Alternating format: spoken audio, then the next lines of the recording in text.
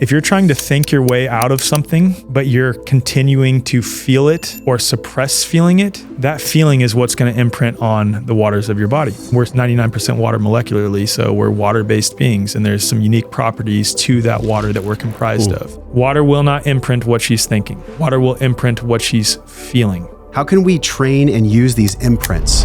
Alec Zeck is a holistic health advocate, podcaster, and founder of The Way Forward. In New Zealand in 2017, an antidepressant had 27 common adverse events being reported. The mainstream media only listed 6 of the 27 common symptoms. What then happened was a 467% increase in adverse events reports only in the 6 symptoms that the mainstream media had named. Our beliefs, thoughts, and feelings not only have a direct impact on ourselves, could it be that they have a direct impact on the nature of this experience itself, given that water permeates all of it? Virtually every time that I get sick now, it's because of a thought. And it's more of a feeling than it is a thought. There is nothing else outside of me that is making me sick. German medicine says that colon cancer is indigestible anger. And I had all the symptoms. Took the test. It's positive. I didn't allow myself to feel the anger. And it's because I had subconsciously adopted this ideology that says anger is a bad and negative emotion. With the help of it resolved the symptoms. The symptoms went away. How do you go from managing an emotion to using that emotion for transformation? Have you ever had a thought that you realized made you sick?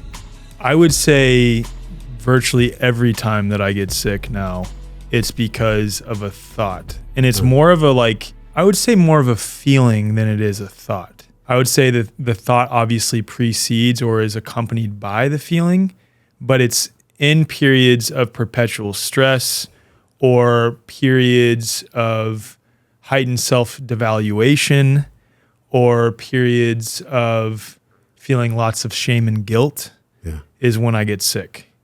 And I would say that's especially so as I've dissolved a lot of the other conditioned beliefs regarding what does make us sick.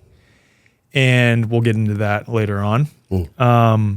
So for me, it requires radical self-ownership to come to this position that there is nothing else outside of me that is making me sick. Yes, there are toxins in our environment. Yes, there's malnutrition with respect to our food.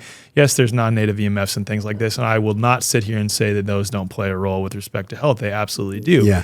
But I think the biggest role by far is our own beliefs, thoughts, and feelings. By far. With respect to how our physiology actually expresses. I'm not even talking about just on the level of how beliefs, thoughts, and feelings impact our words and actions, right? I'm talking about our beliefs, thoughts, and feelings have a measurable effect on our physiology where our body actually produces health or sickness related to just those beliefs, thoughts, and feelings. And then what we can get into later on too is possibly impacting the nature of this experience itself.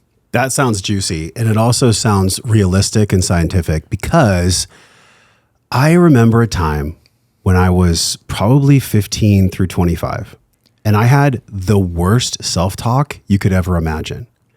I want to go back because I know you on a deeper level than I know most guests. And I think this is important before we talk about psychoneuroimmunology, AKA the thoughts we think make us well or sick.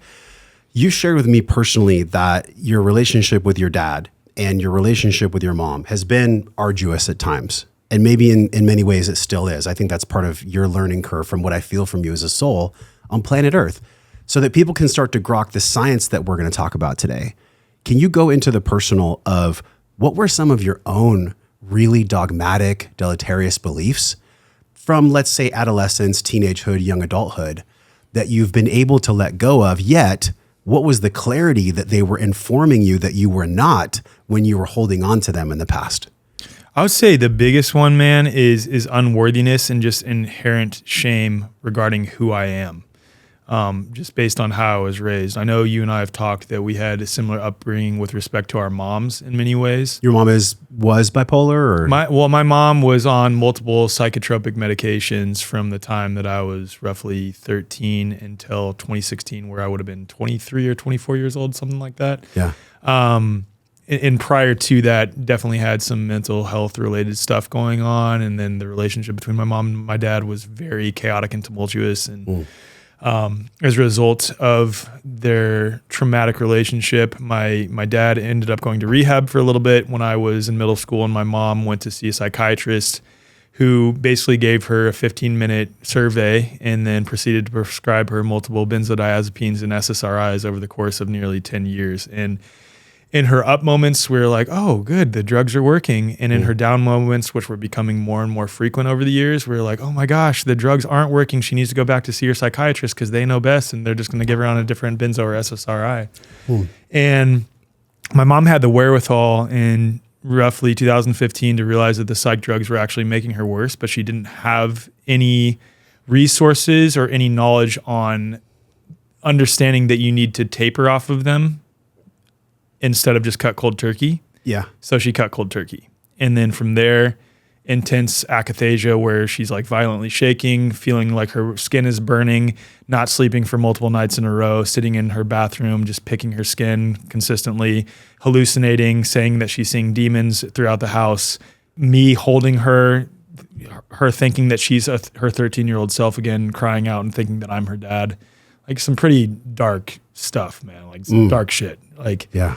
That I wouldn't wish upon anyone. And then multiple suicide attempts in and out of psych hospitals. And that's when we were looking at permanently institutionalizing her because we were like, her health state has gotten so bad. I remember having conversations with my siblings like, okay, we can't get close to mom because, we've seen a lot of these up moments where we think, oh, she's back.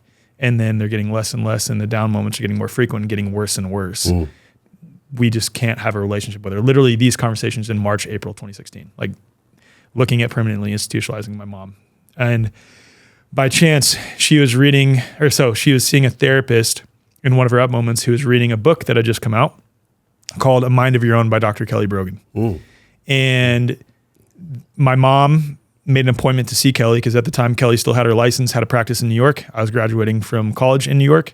So the weekend after my college graduation, mom went to see Kelly, changed the whole trajectory of my mom's life. She began to drastically reverse a lot of these conditions that doctors said she would always deal with, that she need be on multiple pharmaceuticals for. And then my wife, just after that, also started to heal her quote unquote autoimmune condition. So all that to say, roundabout way to answer your question, there's also some stuff with my dad, which I know you know, and we can talk about that too. But I had this deep feeling, I had this deep enmeshment with my mom where my own emotions I would set to the side, and my safety and security was predicated by whether my mom was feeling good or not. So I tried to fix my environment and everyone around me to make sure that she was okay so that I could feel safe. So I set aside my own emotions. And my worthiness was directly tied to whether my mom was okay or not. And so fast forward now, a lot of backstory behind this. In 2021, late 2021, early 2022, because I have a relationship with my dad, my mom cut me off. And up until this point, didn't know that I had any mother wounding, didn't know that I had inherent shame and guilt related to that, didn't know how enmeshed I was with my mom. So when my mom cut me off, I went through one of many that I've had in my life, sort of dark nights of the soul, where I had to heal that part of myself that felt inherently unworthy, because now where my worthiness was subconsciously, for lack of a better term, tied, was now rejecting me. Therefore, I was rejecting myself because that's where my identity was in many ways, right?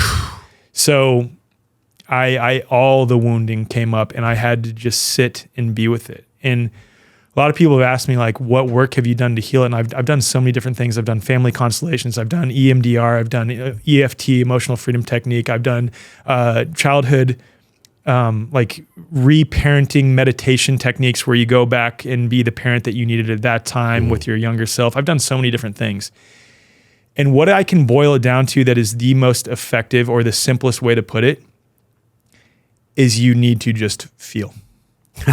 That's it. You need to be able to sit and feel and face your darkest thoughts, face the things that have happened to you, face the things that you have done to other people because you didn't know any better or because you were a wounded person at that time, and just sit and feel them without coping, without turning to even sometimes things like breath work. The intention behind doing something like breath work is either, are you going deeper into yourself with this, or are you doing breath work in order to escape feeling? I love that you were able to share in the way you shared, because ever since I met you, I was like, this is an old soul. Like, you're a very mature soul. You're 33? 33. Same year that Jesus came out of the cave, right? Yeah. Supposedly. Same year that he was crucified as well. Allegedly. So I think about my own journey and I'm like, wow, it gives me so much incredible hope that, because I'm 45, right? So I'm 12 years more lived life in this body. Mm-hmm. And I reflect on where I was at 33 and where honestly, I think many of us recognize that we can be or currently are at 33. And the conversations that I was having with my parents and just in my life in general at 33 are so paradoxically and fundamentally different than what you're bringing forth. There has to be some kind of sixth sense that you've developed in your life to be able to be at this level of maturity. Not that you have it all figured out, no, right? Hell no, dude. You got some work to do, just like we all do. No, but right. what I'm saying is, without puffing up your ego, what I'm saying is there's something unique about this cultivation of this sixth sense, this inherent ability for you to connect with the ineffable and really digest things that you feel without even having to know what they are, where they came from. Do you get what I'm saying? Like, totally. What is that in you? And where did that come from for you to be able to embody that? I don't know. Dude, I'm still trying to figure that out because I almost feel like an element of imposter syndrome when people say these things to me, because it's like not something that I intentionally cultivated.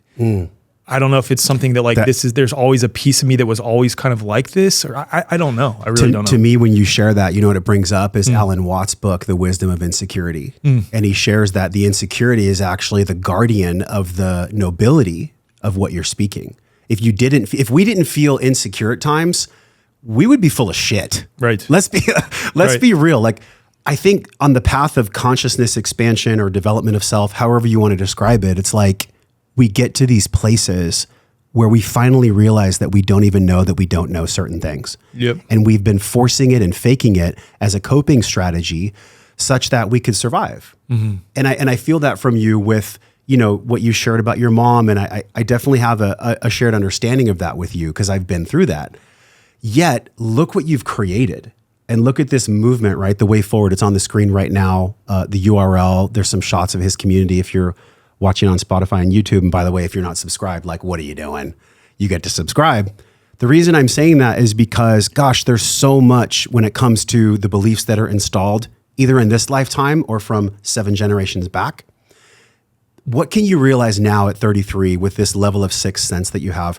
What were some of those beliefs that were installed that you are the cycle breaker for? If there was one or two big beliefs that you're like, you know what? And I promise y'all, we're going to get into psychoneuroimmunology, but like, this is so important because the belief installation is the predicate for everything that comes after it, for all the ways that it expresses, right? So what's like one maybe that you're feeling, one or two big beliefs that you know you're the cycle breaker for? If you've ever blown up your life for no logical reason, congratulations. Your biology works. You're not broken. You're just running an old pattern. After 10 years of podcasting and interviewing 800 plus of the sharpest minds and deepest hearts on planet Earth, I built something simple to help you interrupt these patterns fast. I kept running personally into the same stuff, and audience members would write to me and say, Josh, I'm dealing with the same core 3 things, which are expressed through emotional epigenetics that are our emotional patterns, our unconscious beliefs, and our environment. This self-liberation blueprint is a free training where you get clear on how these 3 areas are blocking your life, and in 10 days, you can move from being stuck and distorted on the inside to clear and on purpose on the outside. The Self-Liberation Blueprint is a 10-day jumpstart that's perfect for the human being that feels stuck, but they just can't figure out why. Now, I built this with no smoke and mirrors. I know in our world, there's a lot of smoke and mirrors when it comes to personal growth and spiritual development. I built this with 24 years of my own health, wellness, and personal development life experience. So I can save you money and save you time and start getting your results as quickly as possible. On your first day, you're going to go right into a self-assessment where we know exactly where you are and exactly where you get to be. We're going to take you through a dream vision process and specific breath work to create your life vision that you desire in the future as if it's here right now. All of this is free because I'm here to give it to you as a mentor in the same way that my mentors gave it to me. It is purely just my gift to you. You also get free access to the Liberated Life Tribe, a community of people like you and I that are actually doing the inner work instead of just pretending that they're fine. By the time you're done, you're going to know exactly where you are in your wellness pentagon, physically, emotionally, mentally, spiritually, and financially. And you're going to have a map, a mindful action plan to move from clarity instead of distortion. This is not therapy for people that are broken. You're not broken. You're just bioenergetically burdened. And I'm here to tell you that removing these burdens is possible. And I believe you can do it. You don't need fixing. You just get to have a clear starting point and a plan that actually works with your biology. If you're ready to move forward with your life without forcing it, join me inside the Self-Liberation Blueprint by heading over to liberatedlife.com. Come join us. The one that really stands out, because I know I'm the cycle breaker for this, is that I need to reach to something outside of me to feel worthy. That is what I'm the cycle breaker for sure. Yeah.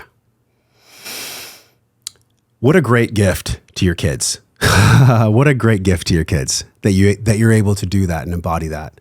I think about the way in which people, let's introduce the concept, Psychoneuroimmunology. You just did a couple weeks ago, you just had a presentation in Mexico about how thoughts become either wellness or disease. On a high level, what exactly is it in your understanding, PNI? Oh man, that's a big question. Just on a high level, on a meta level. So going back to what I said regarding like what makes us ill, right? And what produces health. Obviously, we have the category of things that are toxic, and you can sort of chalk that up to metaphysical and physical toxins and metaphysical and physical malnutrition. That's the way that I look at it, and I can pull up a slide if necessary. Okay. But then what makes us well, I'd say, is deep connection with ourselves, deep connection with the natural world, deep connection with the people that are around us, and deep connection with our Creator. Like it's really that simple at the end of the day, right? Like making sure that you're accounting for the metaphysical and physical toxins, metaphysical and physical malnutrition. Ooh. So with psychoneuroimmunology, the way that I look at it is our subconscious, conscious, unconscious belief systems that we carry become repetitive thought patterns inside of us that at times we then feel very deeply. Mm-hmm. That is then imprinted on the waters of our body and then transmitted through our biofield, through the ether, if you want to call it that. And it might have an impact on reality, which we can get to later. But at the very least, it's imprinted on the waters of our body. And I like looking at it from a waters lens, which we can get into in a little bit with respect to Gerald Pollack's work and Veda Austin's work.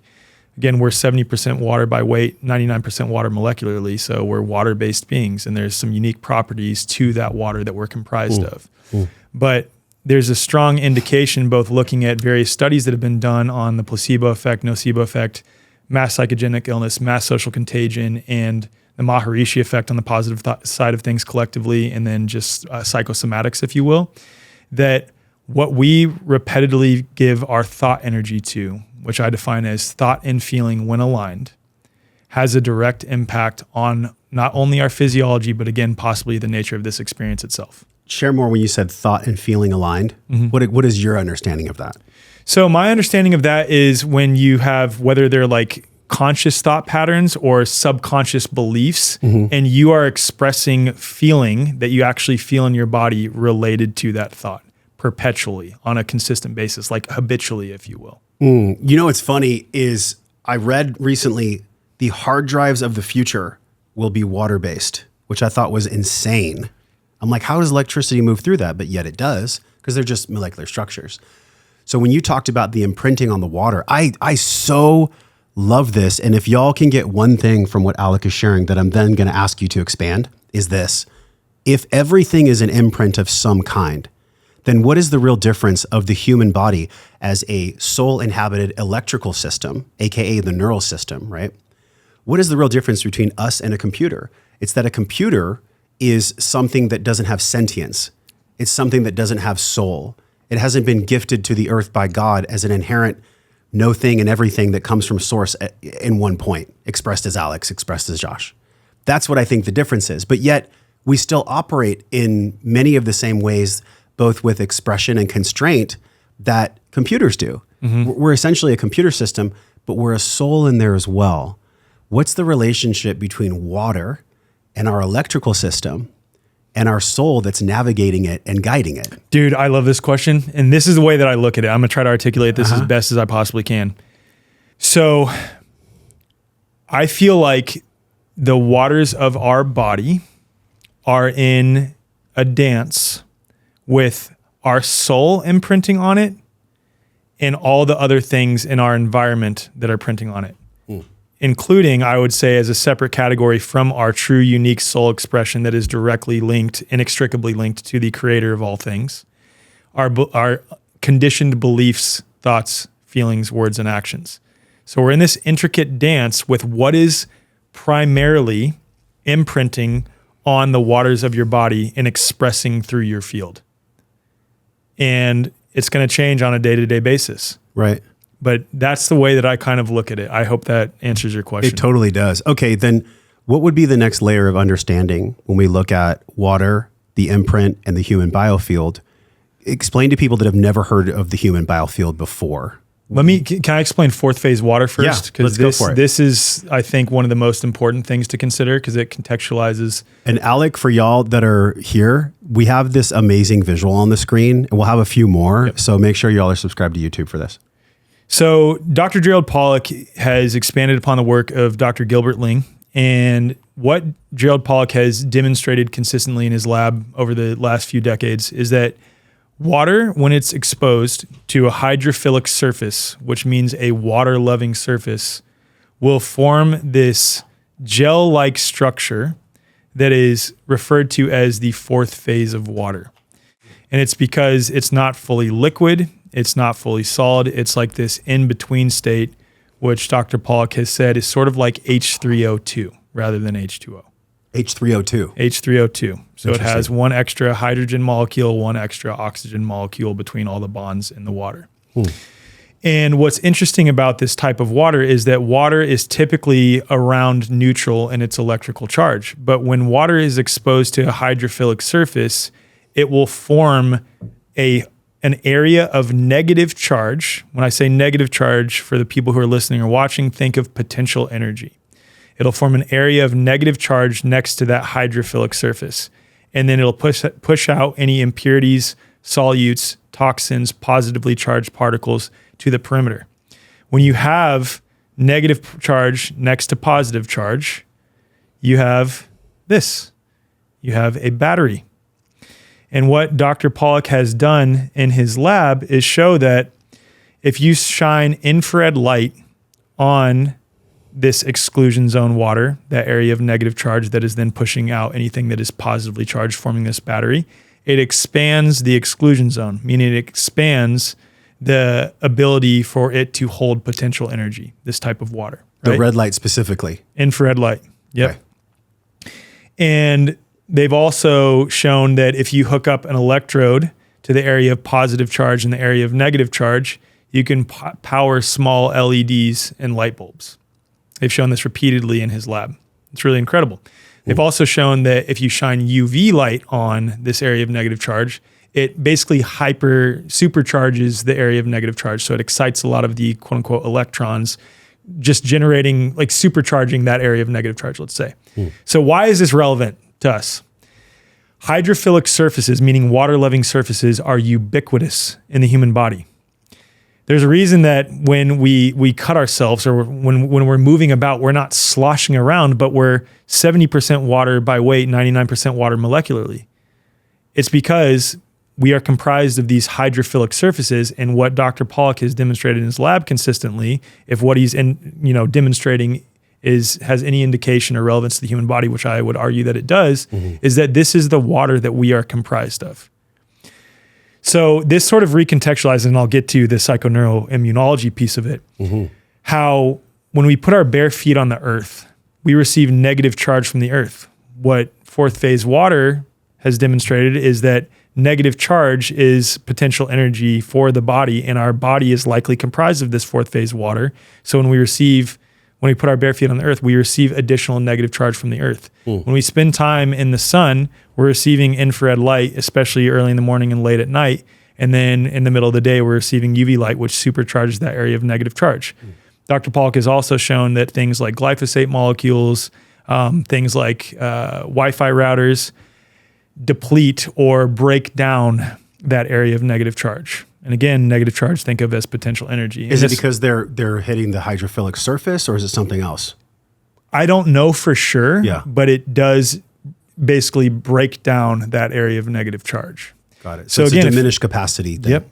And so where I'd like to take this next, though, is when we look at how our body maintains the charge separation of the waters of our body. It's things like grounding. It's things like deep breath. Dr. Pollack has put out a really incredible paper that presents a new case for what the mechanics of breathing.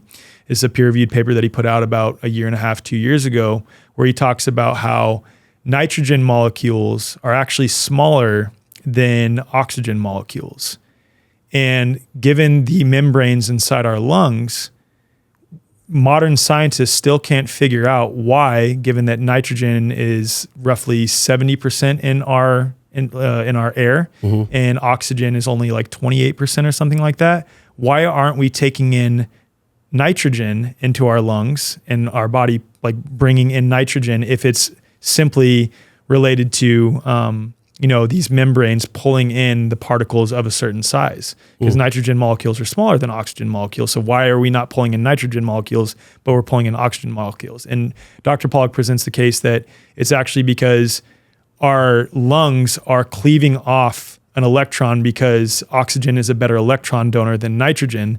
And it's actually, we're charging our bodies by breathing rather than breathing in oxygen. I'll send you that paper that you can link in the show notes. That makes perfect sense. Right. Also, I've read James Nestor, Breathe, where he talked about the spherical cores in the nose and how it's almost like when you structure water through a water structuring device, it'll structure the air spherically so that nasal breathing will produce higher NO2.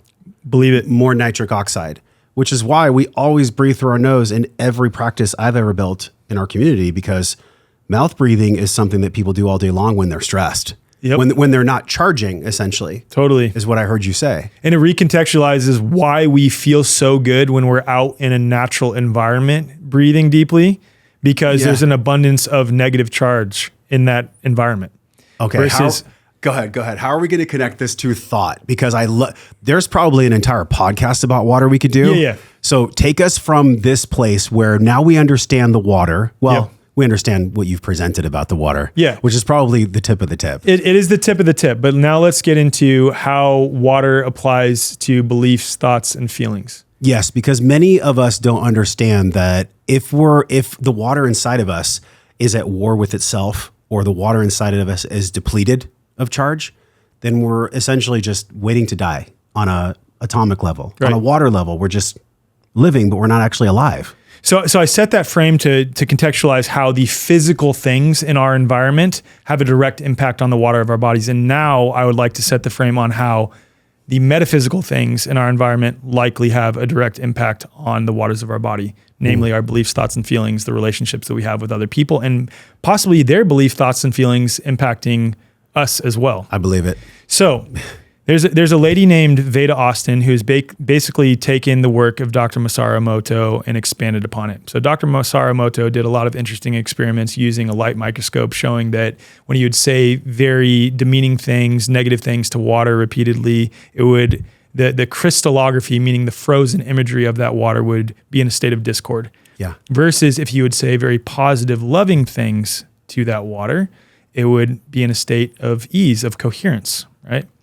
So Veda has expanded upon that work in that she takes water in a petri dish and she'll set it over a written word or a picture, or have water next to a song that's playing, or have water sit next to her as she's feeling something deeply, or set water next to her bedside as she's dreaming and set the intention for water to show her what she's dreaming. Or she'll have someone thousands of miles away think of something very specific with the expressed intention to project what they're thinking onto the water that Veda is holding, again, 1,000 miles away. And what Veda has demonstrated with tens of thousands of documented examples in her most recent book, The Living Language of Water, and most importantly, she teaches this exact same method in workshops both on Zoom and in person, where other people are repeating her methods and getting the exact same results. When she takes that water after being exposed to anything physically or metaphysically and freezes it using this certain freezing method where it's timed. You have to freeze it for a certain length of time.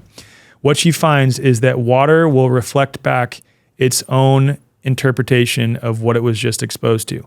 Literally, water is completely reorienting its structure, visible to the naked eye, because these are iPhone images, by the way, based on what it was just exposed to. And she has, again, tens of thousands of examples of this. So what we see on screen here as an example is a photo of one of Veda's friends. She set water in a petri dish over the top of that photo, froze it using her certain timed freezing method, and you can see very clearly in the crystallography a profile image of a face. Here we have a written number 4, water in a petri dish. This is trippy. Set over the top of it. Literally just like she wrote the number 4 with a pen? Yes. Wow. And again, to emphasize, she's teaching this to other people who are getting the exact same results across the world.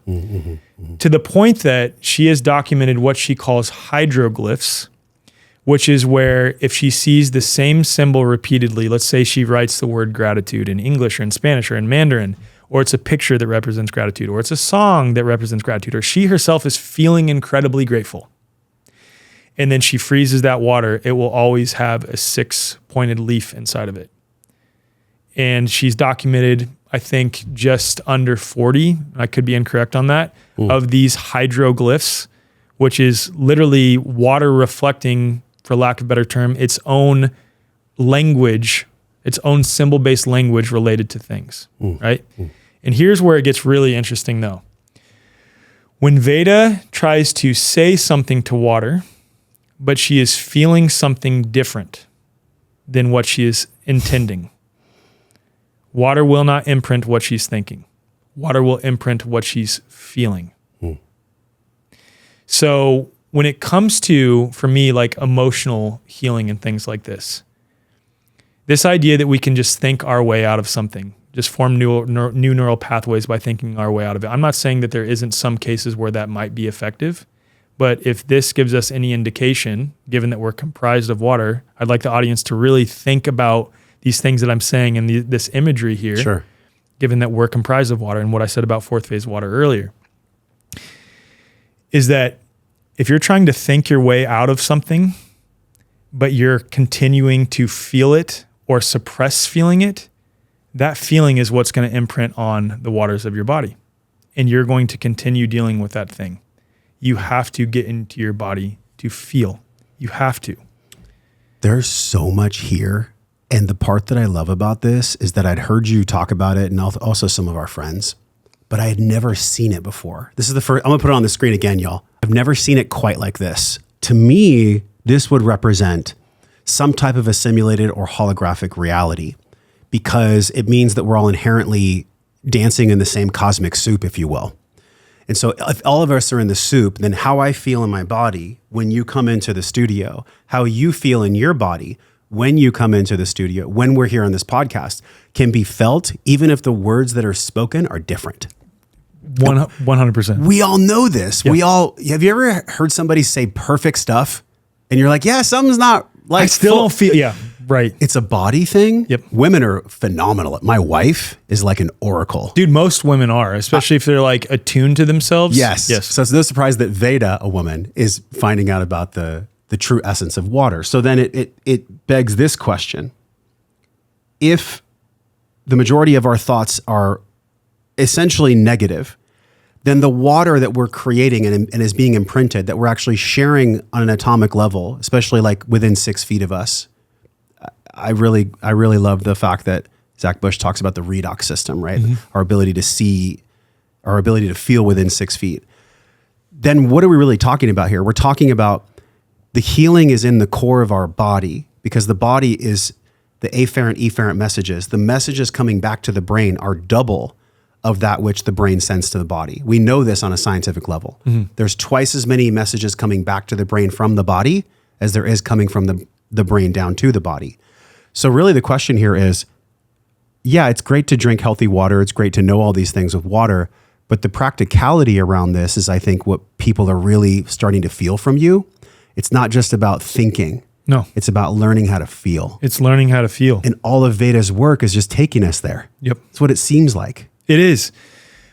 A good example of what Veda talks about. So she used to have a healing clinic or something like this. You really need to get her on too, just to hear her perspective. Well, now I'm going to have to. Now I get to. I'm telling you. I get to. That's why I talk about her so much, is because her work is literally paradigm shifting, man. Again, because she hasn't gone the quote unquote scientific route in the true sense that she's done peer reviewed studies. It doesn't matter because people are doing her exact same freezing technique and getting the exact same symbol based language she's getting all over the world.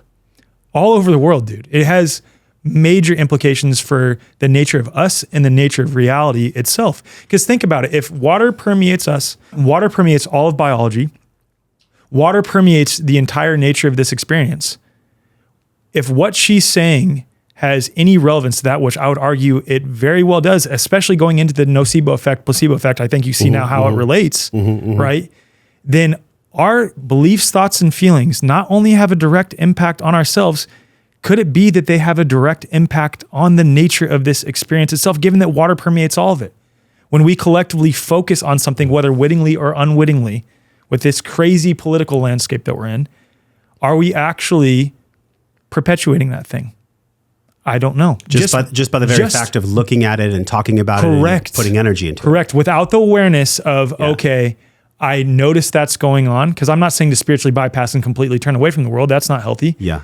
But okay, I notice that's going on, but I'm not going to allow it into my feeling space to perpetually feel this thing. There's a difference between feeling something in order to feel it to completion and having this underlying background feeling that you perpetually feel. You see what I'm saying there? Of course. Like and it's a very nuanced thing. But getting to what Veda has said, when she used to do healings on people, I don't remember exactly which type, and really get them into a feeling space. She said something that she would notice every time is afterwards they would have to go pee really, really, really bad. And she looks at it like their body was holding on to those memories, those feelings inside of them and not expressing them, which means the water was literally stagnant and not moving inside of them. The moment that they would have a release and feel, of course, they would cry, water comes out that way, but they would all need to go pee afterwards. And it's like they're allowing the waters of their body to finally flow again. This is so wild. Okay, you know who we get to have a conversation is Veda and Michael Edward Johnson. He has this, I believe he's a human, I don't know his exact title, but he's very well versed in the human body. He's also a systems thinker and an engineer. PhD level thinker. And he has this thing called the latch theory, where the smooth muscle tissue in our body, also aligned with Bessel van der Kolk's work, the body keeps the score.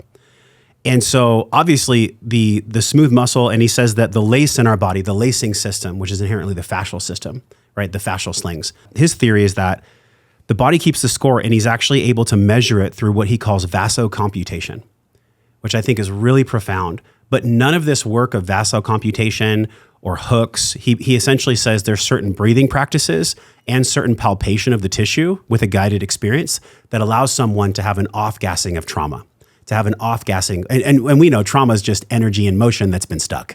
That's all trauma, man. That's all trauma really is. Yeah. So the reason I'm bringing this up is because, wow, like, first of all, I'm loving what you're presenting, but I'm thinking about if water is inherently the core primary driver on a circuit level of fascia.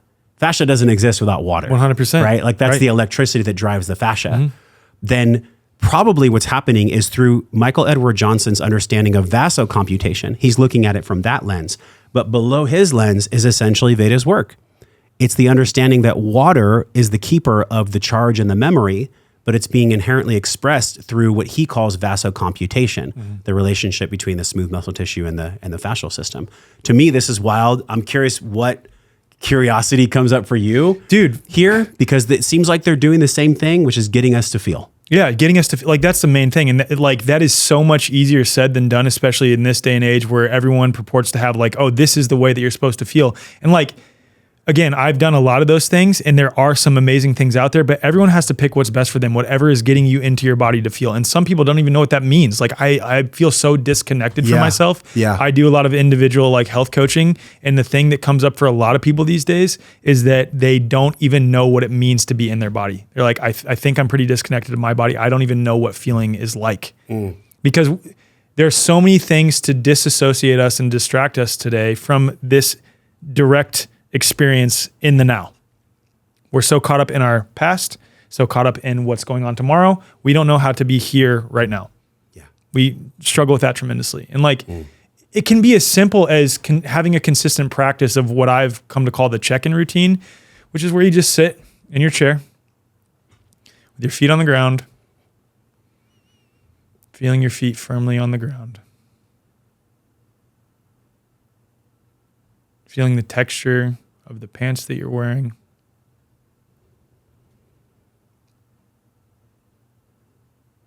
Feeling your butt in your seat.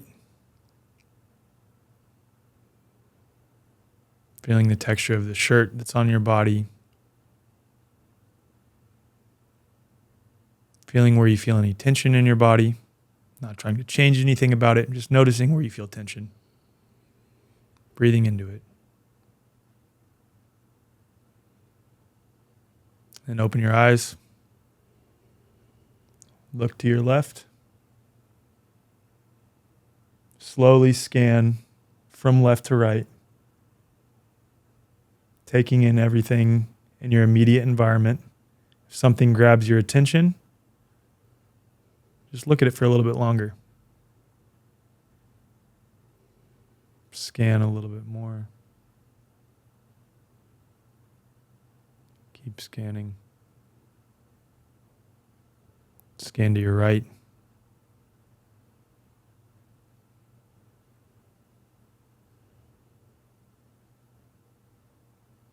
And then you can do that again from your right to your left. We won't do it now. But what I personally find when I do that is I feel more in my body here right now when I do that. And then you can do, if you want afterwards, look at the palm of your hand and look at all the features of the palm of your hand. And for me, that helps pull me back into here and now. What came up for me when we did that exercise is beautiful. It's so simple.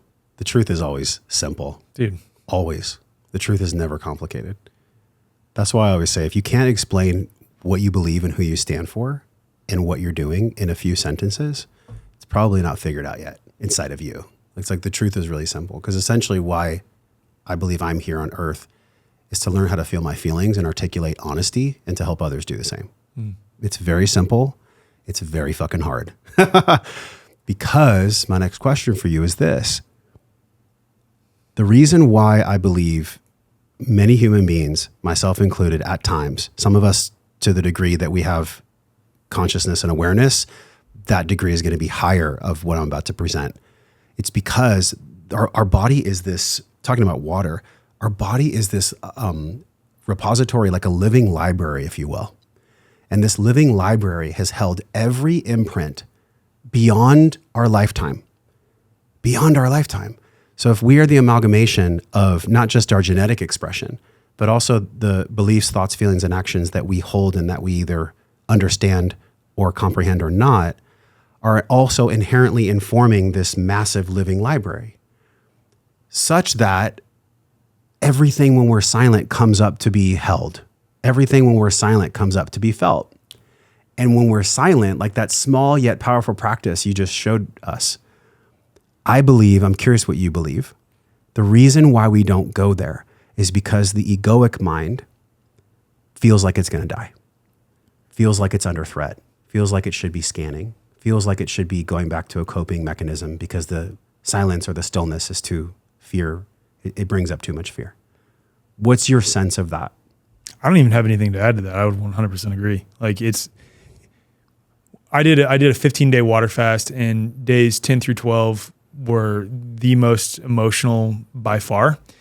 Like because I went in with the intention to be very intentional and not cope with anything and just like face myself. Sort of as like an initiatory experience. And my wife blessed me with the opportunity to leave her and my kids behind to go by myself to Colorado to do this. This was back in 2023.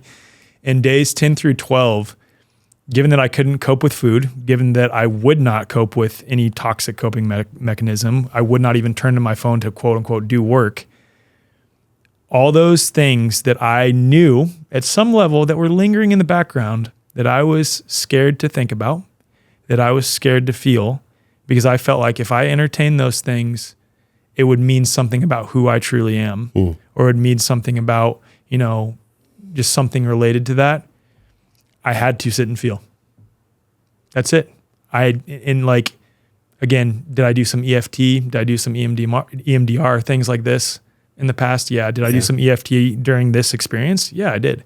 But the most important thing, dude, is just creating that space to sit and feel. And that's why I like this little small routine, because for me, when I do that, I can check in with myself. I'm like, how's my body feeling right now? Like right now, I'm a little nervous.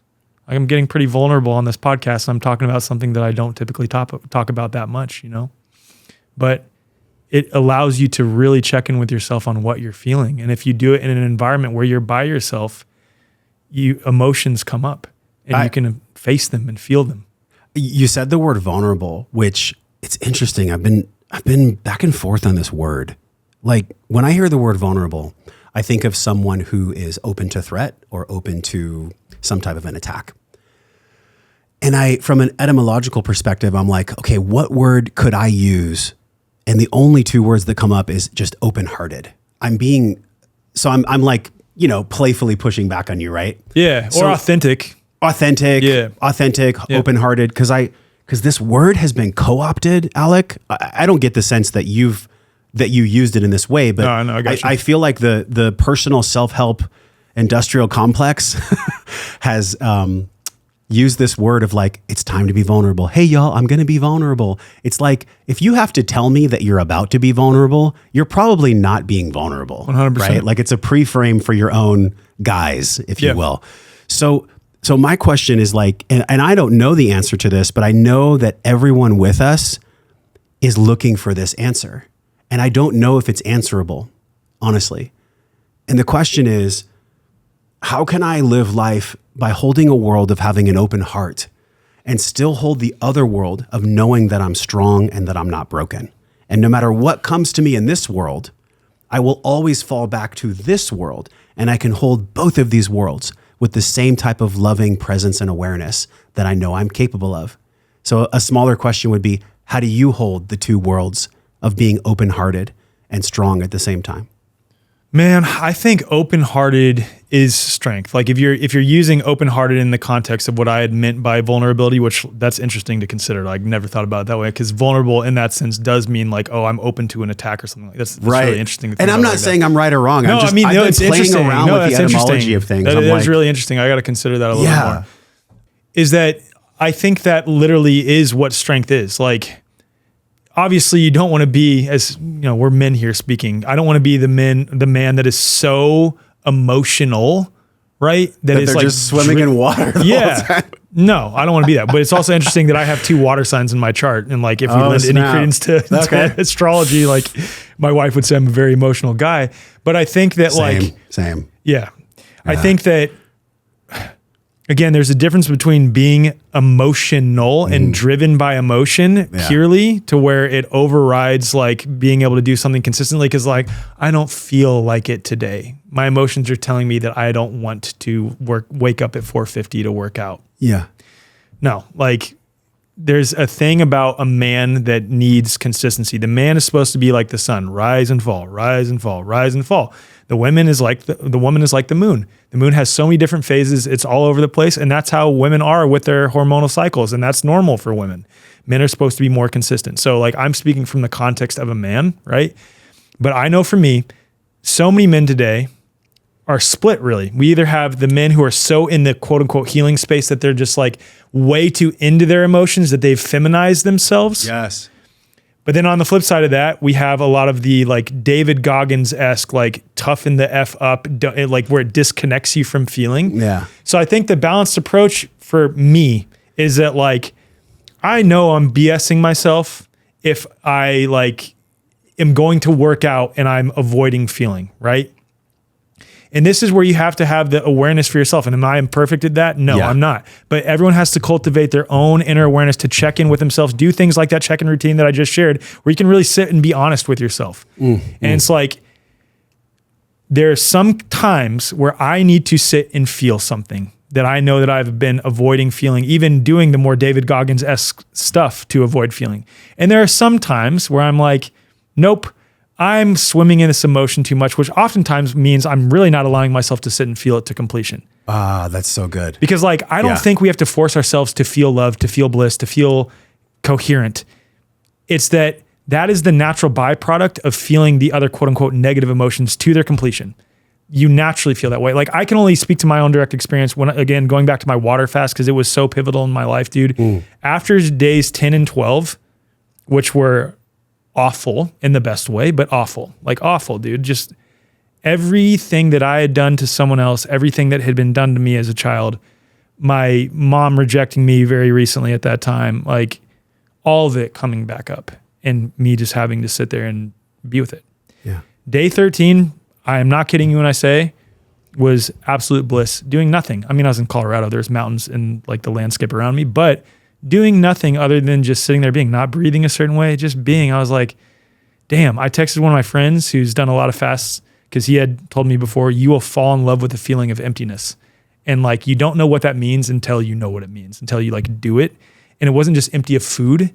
It was like all the emotions and thoughts that I was scared to feel were now, I was free from them and I was empty. Yeah. And I felt incredible. And I texted him, I was like, dude, you're right. This is amazing. So it's like, it's going to be unique to the individual, man. It really is. Yeah. And it's going to be unique to who you are, whether you're a man or whether you're a woman. And it's like, I think to summarize, there is strength in feeling to completion, but there comes a time when you need to stop perpetually ripping off that scab and just start moving and taking action. What's your sense on this? I love that you did that. We had Kyle Cease on the show, and he actually sat here, I believe it was day 11, and he did a podcast on day 11 of his water fast. God bless that guy. And he was just glowing, and he was like, all this stuff is coming. I was kind of processing with him a bit on the show. Yeah. So I love that you said that, but it brings up for me this understanding of whatever's in the space, whatever I bring into a space is being felt, even if it's not being said. Yeah. So inherently, like when you come through the door in the studio, when I'm speaking with y'all that are watching and listening, with my wife, with my children, I'm bringing this living library with me at all times. And to the degree that I'm able to be honest with myself, this is radical ownership. This is not for the weak. This is for the really strong.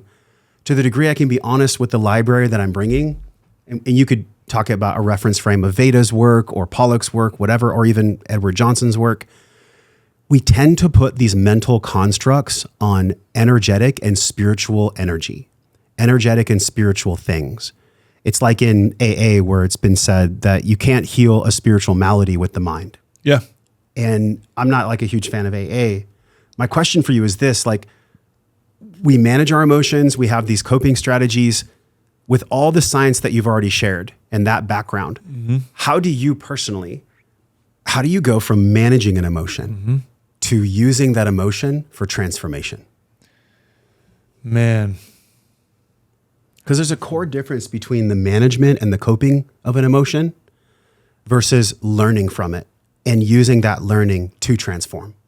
I mean, this is pretty much the core question that I'm grokking from my work in the world. Yeah. So it's not an easy question. No, it's not. Like I'm really trying to like just like how to articulate. And for y'all with us, this is important. Yeah. Like we know from the second law of thermodynamics that energy on a scientific level cannot be created or destroyed. It can only be transmuted. Yeah. So we know that. That's an inherent, it's implicit in my question. Yep. So from that energetic perspective, if an emotion is coming up to be felt, it is actually just information.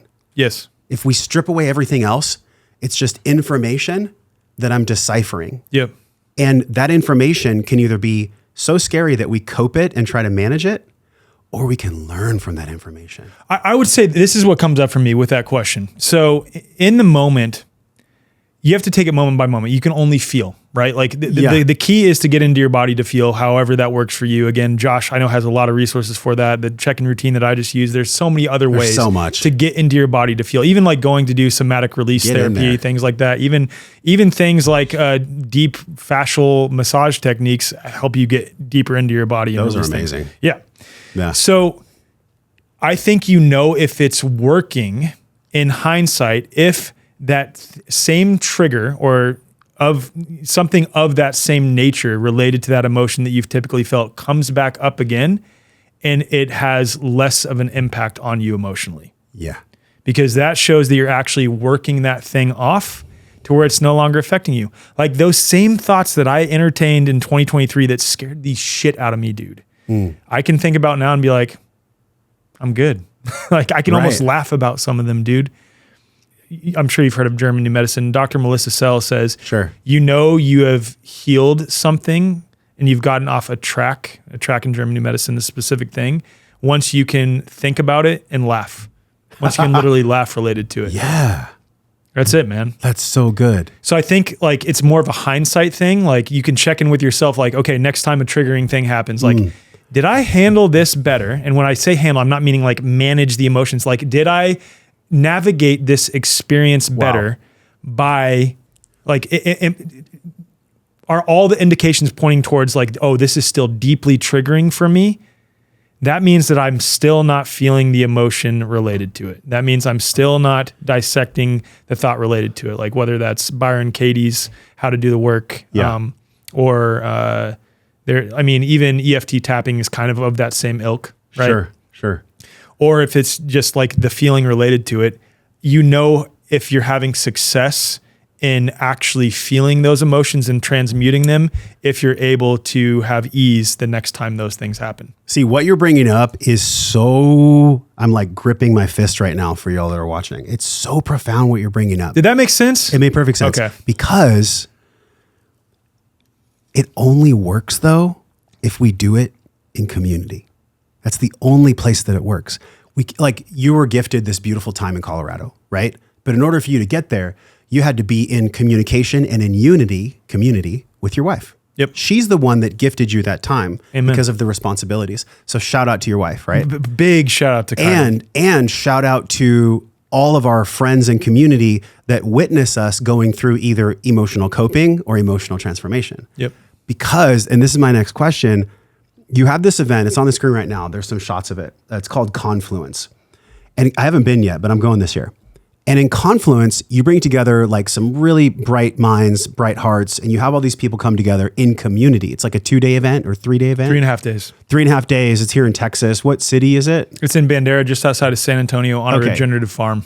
This is amazing because what I've found, and even with our Liberated Life Tribe, like we have over 1,000 members in there now, and we haven't even really honestly advertised it yet. It's more just, I want to give people a place to go where they feel seen, heard, and safe. Mm-hmm. And that is the starting grounds. Online is a starting grounds for the healing work that you're bringing forth in community. Mm-hmm. In other words, we can't just be all online. Then we're just going to be like the robots. It's like healing only happens in person and healing relational issues only happens in relationship. When did this come about, this Confluence event? How did it come about? What was that for you? Was this part and parcel of your own healing for you to put it on? Or was it just something fun? Man, it's kind of like a combination of both.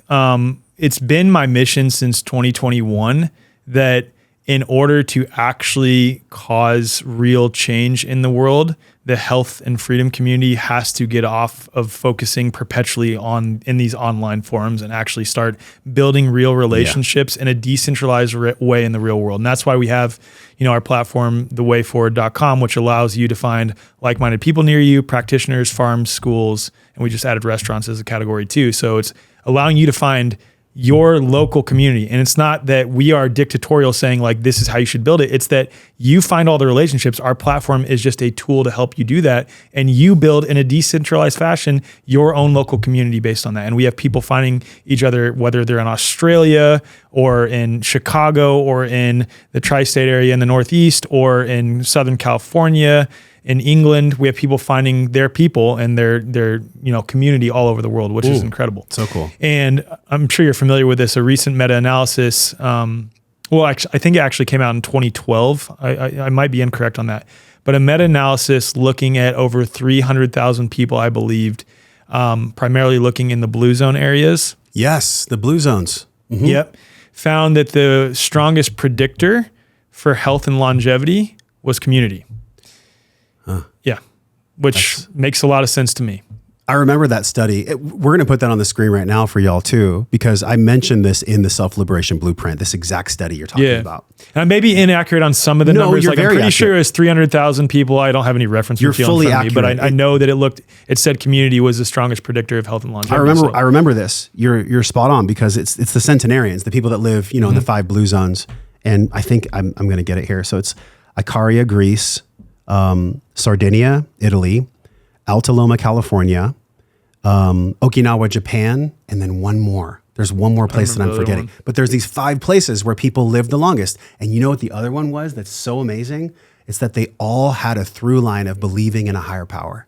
It wasn't just their food. Obviously, can you imagine living in Sardinia? Oh my God, dude. You're just picking grapes and water flowing naturally. You don't have to worry about pesticides. Yeah. You're eating the old school wheat, Yeah, so anyways, the reason I'm bringing this up is because I really feel strongly that people are drawn to these long form conversations. Even I got to get the gift of being on your show, which was super fun because you're an awesome vibe curator, right? Thanks, the man. Questions you ask. Dude, likewise, this is epic. Thank you, man. Yeah, we're vibe curators. Yeah. That's essentially what a good podcast host is they just give a good vibe. Yep. So my question for you is this: what did you learn most about yourself by putting on an event that brings people together in a confluence? What have you learned most about you? Are there any limiting beliefs that you let go of that you brought people together to experience? How did that work out for you? Putting on an event is not easy. This is what comes up for me because it's more related to the content material of the event, let's say.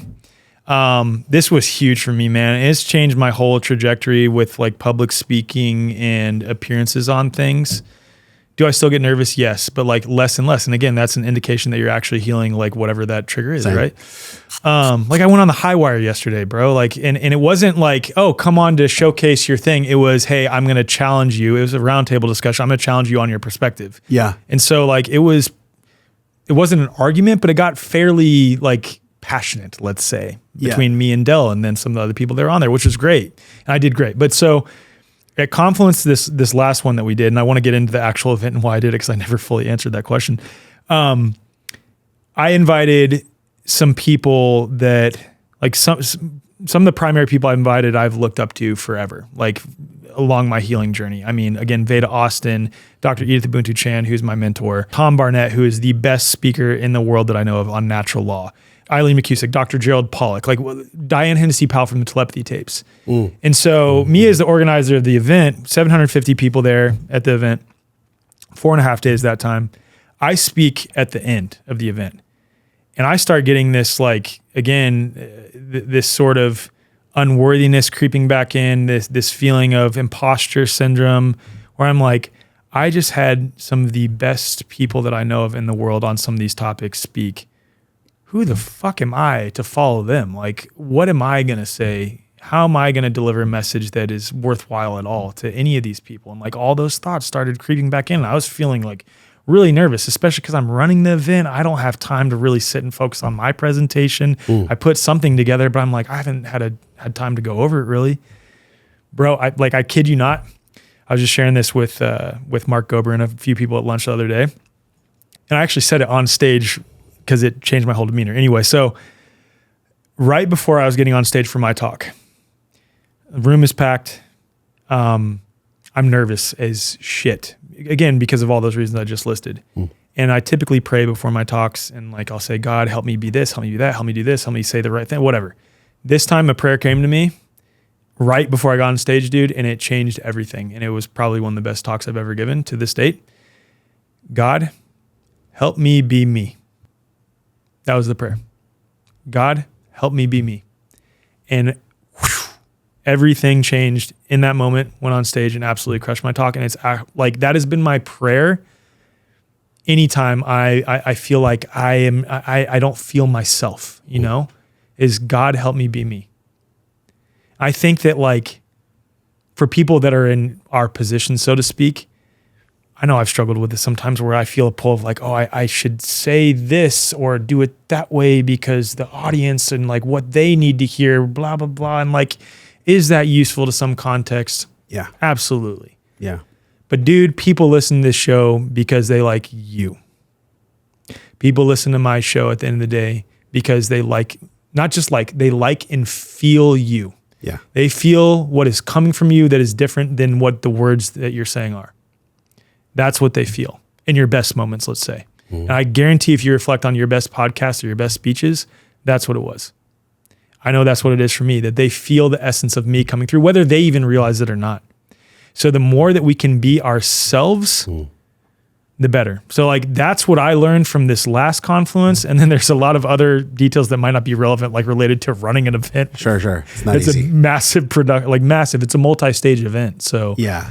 Yeah. Man, it's cool. I thank you for sharing that because I think what we do, and tell me if you relate to this, when you look at someone's achievements or how they present themselves, that's the beginning of understanding them. And then when you go into the depths of actually understanding them, you watch how they are with their wives, their husbands, and their children and their community. And then you listen to them speak on a stage. And it takes time is what I'm saying. It takes real time to get to know someone, right? We live in this era of like quick fix and edited videos and snap reels and all this stuff where people can present themselves in a certain way. But I think what we're all so most hungry for is being together and connecting like you and I are connecting right now. Yeah, man. And that's why conversations like this are worthy of sharing, because there's no agenda for me that people have to do something or have to think a certain way after we're connecting. I'm just connecting with you for the sheer curiosity and joy of connecting with you such that we all learn. Yep. That's the whole point of this thing, which I call life. The part that I still struggle with at times that I know my community struggles with because they tell me in the tribe is this inherent feeling that you described of unworthiness. So I want you to answer it if you can like this. And I don't know if anybody's ever asked you this question before. Oh boy. All right. Think about the water that you've presented, the construct of water and the imprints and the biofield. If it is just an imprint, and if we can treat it seriously, but also be playful about it at the same time, because I think that playfulness is spiritual warfare against denser energies. How can we use playfulness such that the water in our bodies learns what playfulness is so that healing doesn't have to be so sacrificial? Say that one more time. How can That's a deep question. Dude. Yeah. And I mean, God, you're hitting me with some deep ones today, man. I had all my questions ready and I'm like, yeah, I'm just going to ask you what I want. That's all good, man. I prefer that because I do the same thing. Like, obviously I have talking points, things that I definitely want to hit, but like sometimes you just got to throw those aside, you know? I'm asking you the questions that because whenever, and I know you know this because you're an epic host, whenever you're on a podcast, don't you feel sometimes like a question comes from somebody watching? Yeah. Or like you can feel like I can feel you guys with us. And I'm like, what do they really want to know? And what do I kind of want to know too? Yeah. So that's my question to you is how can we train and use these imprints? Yep. How can we use these imprints to be accessing playfulness in our healing journey so it's not so sacrificial? How many people actually spend time doing things that they love doing? Very few people these days, dude. Like making excuses of like, we don't have time for it. Like for me, dude. Yeah. Okay. So I was in the car with Dr. Ben Tapper yesterday. I don't know if you're familiar with him. I've heard of him. Yeah. He's one of the dudes that was the Disinformation Dozen. He's a chiropractor out of Nebraska, like a good American libertarian-esque chiropractor, natural health, has never been vaccinated in his life. Midwestern boy, like the picture of that, just like salt of the earth human being. Okay. And we were talking yesterday, Ben, I hope you're okay with me sharing this. I don't think it's too bad. He's a musician on the side, but no one even knows that he's a musician. He's like like, dude, are you going to release an album or something like that? Because he's recorded a lot. And he's like, I don't know, maybe. But for me, it's not even about that necessarily. It's more that like, this is where I feel in communion with God. Like I feel in communion with God when I'm expressing through music, and he doesn't even know if he's going to release an album or not. I do hope that he does. Dr. Ben Tapper, if you ever hear this. Sweet. But for me, it's the same thing. It's like I DJ. That's like one of my creative outlets is that I DJ. I'm DJing at Confluence this year. Snowboarding is another one. And it's like, it almost sounds so simple that it's cliche, but so many of us don't actually spend time doing things that we love because we feel like we can't. We don't make time for it. We make all these excuses for why we can't actually do that. And it doesn't mean that you like should be in constant play 24/7, but the more you give yourself the opportunity to play and do things that you actually love doing, the more it bleeds into the rest of your life where you're naturally in a more playful state the rest of your life. Why is it when you come back from a snowboarding trip or something like that, right? You feel absolutely epic for the following days in most cases, right? It's because you still have that element of playfulness that you're carrying over into your day-to-day life. So I think we have to make time for us to experience play, whether it's singing, whether it's just going out and dancing with friends, whether it's playing a card game with your kids, whether it's pushing your kid on the swing, something like that. Having that element of play where not only are you playing, you're actually present in the play. You're there. Especially as an entrepreneur, I know you experience this too. Like there's times where I feel like my mind is not where I currently am. Meaning it's hard that, like, to turn it off. It is hard. It's hard to turn it off. It really is, dude. But it would behoove of us to turn it off. And at times, like where we have a big project going on, if we're struggling to turn off, at least be honest, like with whoever's in front of us, and say, even if they're a kid, say, "Hey, I'm here, buddy. My mind is just I'm thinking a lot about this thing, but I just want to let you know that. Just like like bring awareness to that. You know, he'll be like, Dad, whatever. Give me the truck. Yeah, right, exactly. But you know what I mean? I maybe that answer is too simple. No, but it is, man. It really is that. It's like the truth is light and simple all the time, and that's what's so hard for my mind to understand. The truth is always light. The truth is always simple. And even like somebody heard that from you and all of a sudden it like attached to their heart. They're like, yeah, what he's saying is true. And then watch ourselves. Immediately the mind will come in and it'll say, you can't do the play unless you take care of your responsibilities. It's not that easy. It's not that, it'll try to convince us this. And it goes back to a question I asked you way long ago in this spaceship we've been traveling in. Like, I love it. I asked you like, you know, that you were, what were you the cycle breaker for? Yeah. And what was your answer again? You said something really profound. It was for needing to reach for something outside of me to feel worthy. Yes. And so when one becomes sovereign, this word sovereignty holds significant weight for you because I know that with your understanding of common law, with your understanding of virology, with your understanding of literally everything that makes a human healthy, that's probably why part and parcel you developed the curriculum and the energy behind the way forward, I assume, is because of what you yourself have been through. Yep. The reason I'm saying this is because there's so many times in my personal life that I saw my constraint or I saw my pain as this signal that I was somehow broken, that I was somehow not worthy of love, or that there was something fucking wrong with me. There have been many times in my past where I was like, why I would be angry that I'd be experiencing a feeling, Alec, and I'd be angry at myself for experiencing the feeling. So not only would I cut myself off of feeling the feeling, I would then add shame on top of it. Yep. For people that are struggling with that, what's been your recapitulation around letting yourself feel these inherently just informational sets that are coming up to be felt? Emotion is just energy. How did you and how do you continue to tend to your own garden emotionally every day such that you can show up powerful and loving and open and free? How do you personally tend to your own garden? I would say having a consistent routine. Again, it comes back to like very simple stuff. Like for me as a man and as a father of 3 kids, husband, I need to have time for myself at the beginning of the day. So I wake up at 4:50 and I work out for the first hour. Then Why 4:50? That's when my neighbor has to wake up and we work out together to hold each other accountable. Okay. And so we wake up at 4:50 and then work out from roughly 5 till 6:15-ish. Yeah. And then I sit in my sauna for a little bit and then I go meditate or journal or do Qigong.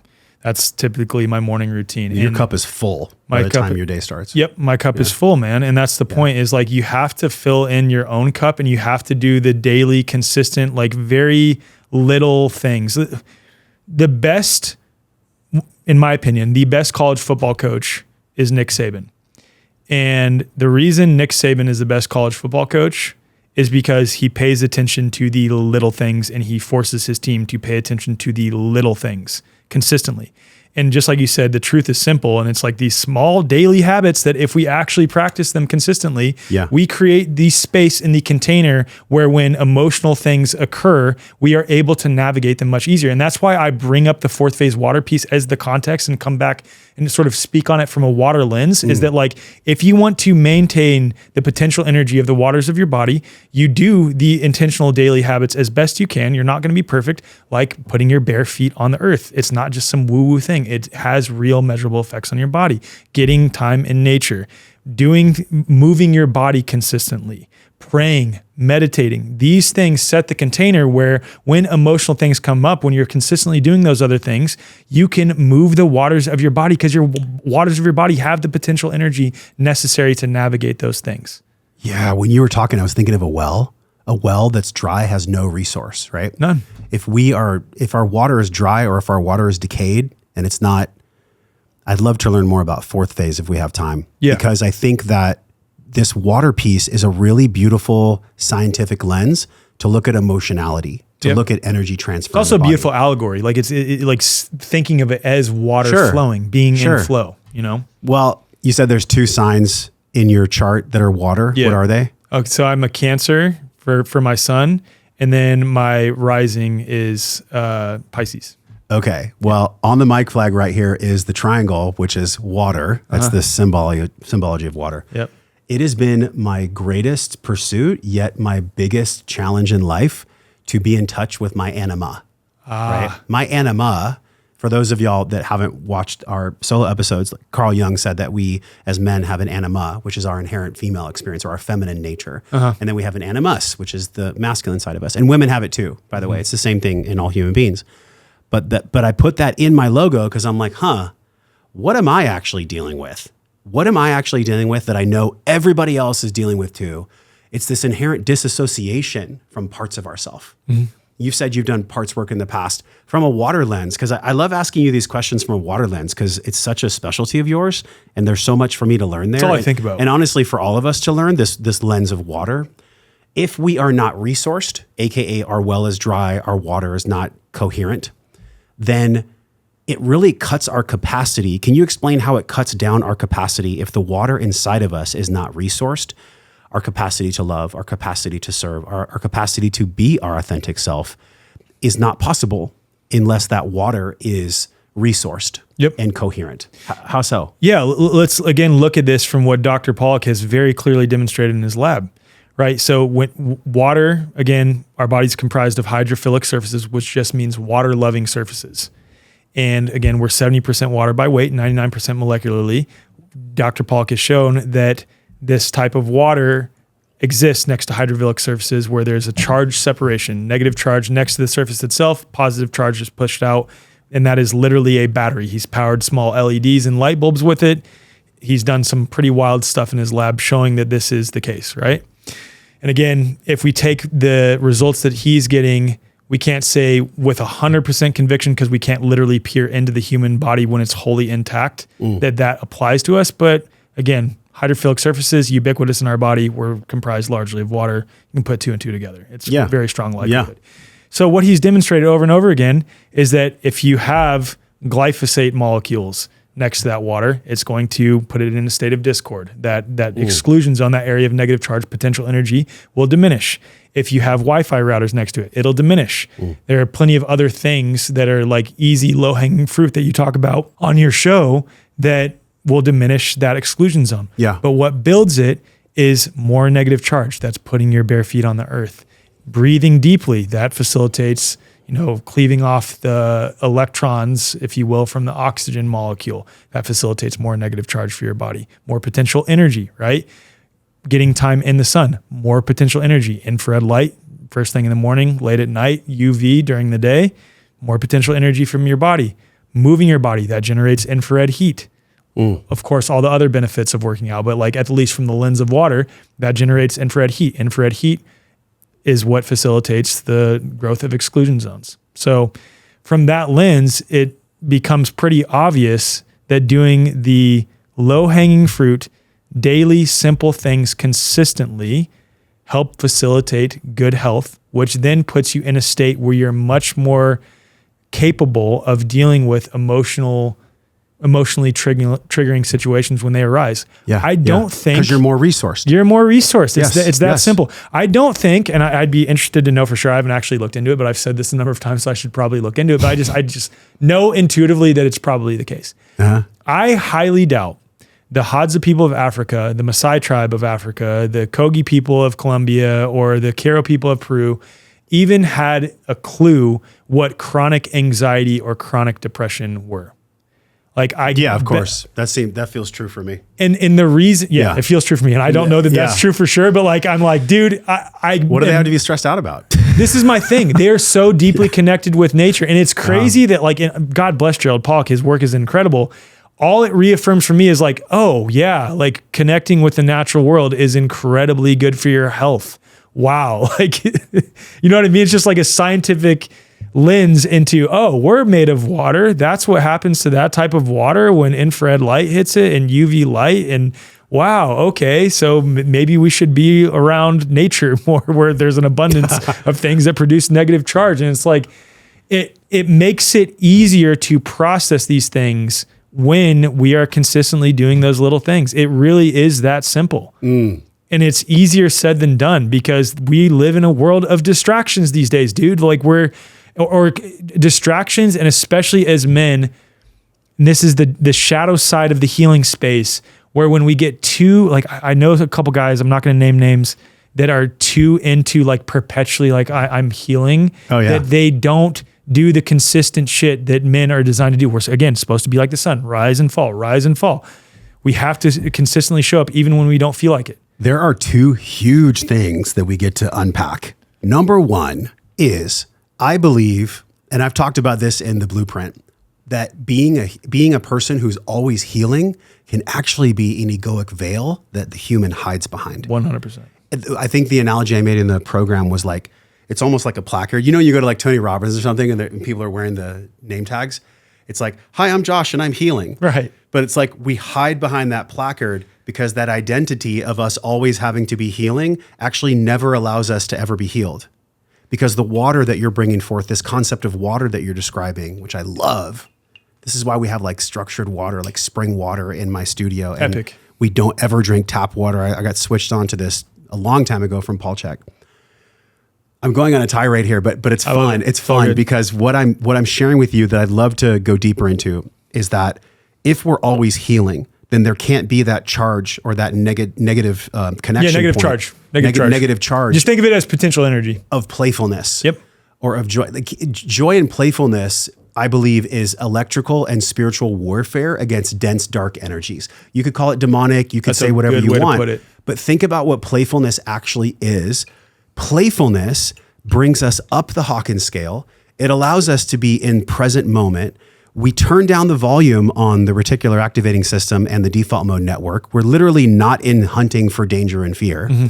We're present. We're playful. This is why like Confluence and other events with play and dance, I'm sure is in there. Yes. Dude, we have music for 4.5 hours every night. Great. So like this is the healing work that if we don't do that, if we're only going to like deep somatic therapy, I'm doing a 12-hour workshop and that can be its own demon. It can be a way for the ego to hide. Have you felt this? Do you see this? Bro, 100%, especially like where we live in the Austin area, you see this a lot. Because it's easy to fall into that trap. It is. I mean, because people create an identity around it and like people have businesses around it and that's okay. Like if they have a specialty in that thing, the thing that a lot of people in this area, places like Sedona and really across the world, but I would say like in Sedona, Bali, Austin, San Diego. Yeah.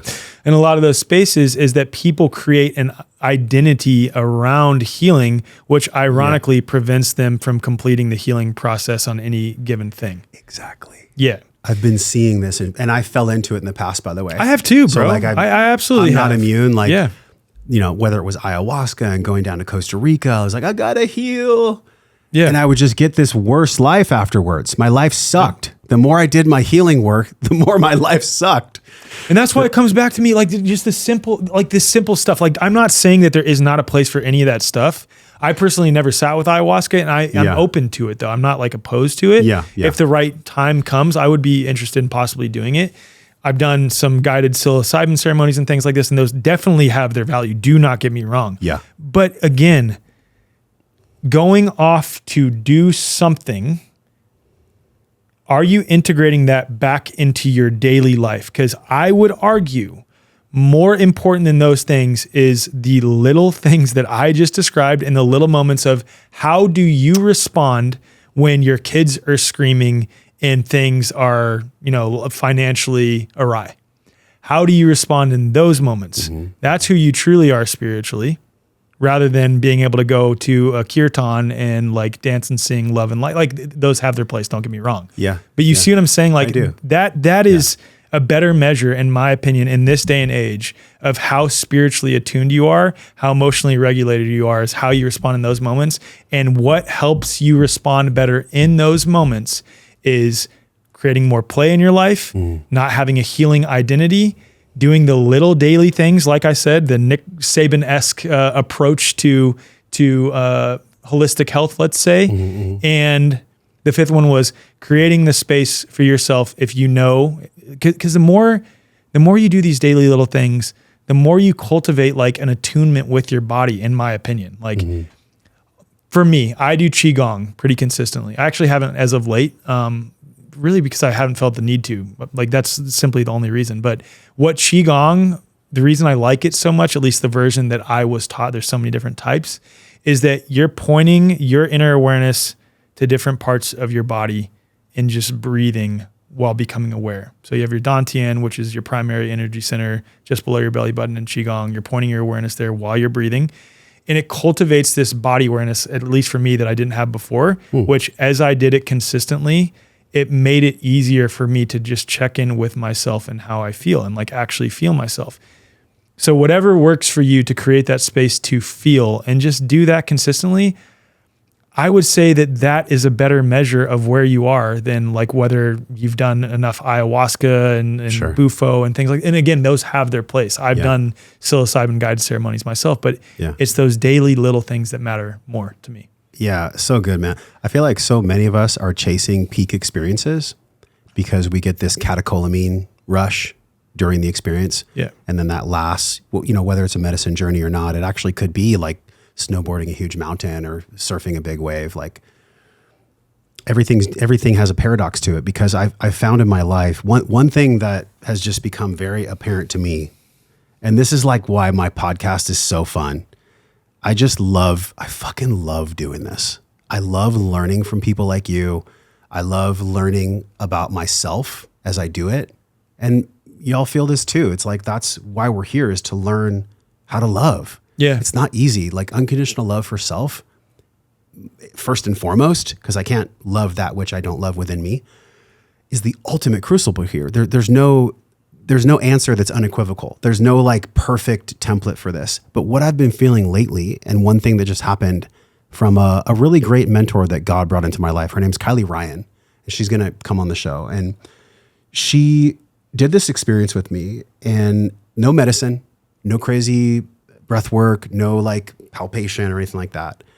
And she brought me to this place where I was able to see how my addiction to stress, my addiction to the up and down, I got to be in fear, I'm not in fear, I'm in safety, I'm not in safety, was actually attached to my lineage. Wow. It was fully connected to, and it like brings up emotion in me because I'm just sensing your father. What's your dad's name again? Derek. So Derek, and then what was your grandfather's name? Danny.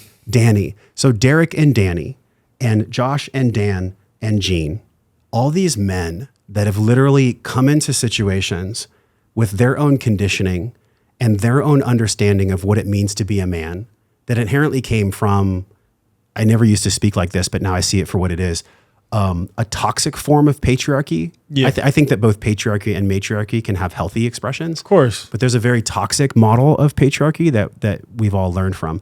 And I feel into their essence. And what was really sick that there was a moment where I like spit out gunk. It was like a physiological cleaning. It was, Oh, wow. It was wild. That's wild. And I got to this place where I realized that I get to grieve the older version of who Josh was, because the older version of Josh constantly being in and out of safety was the only way unconsciously that I could feel connected to my lineage. Mm-hmm. It was like this unconscious agreement that I had made in this lifetime.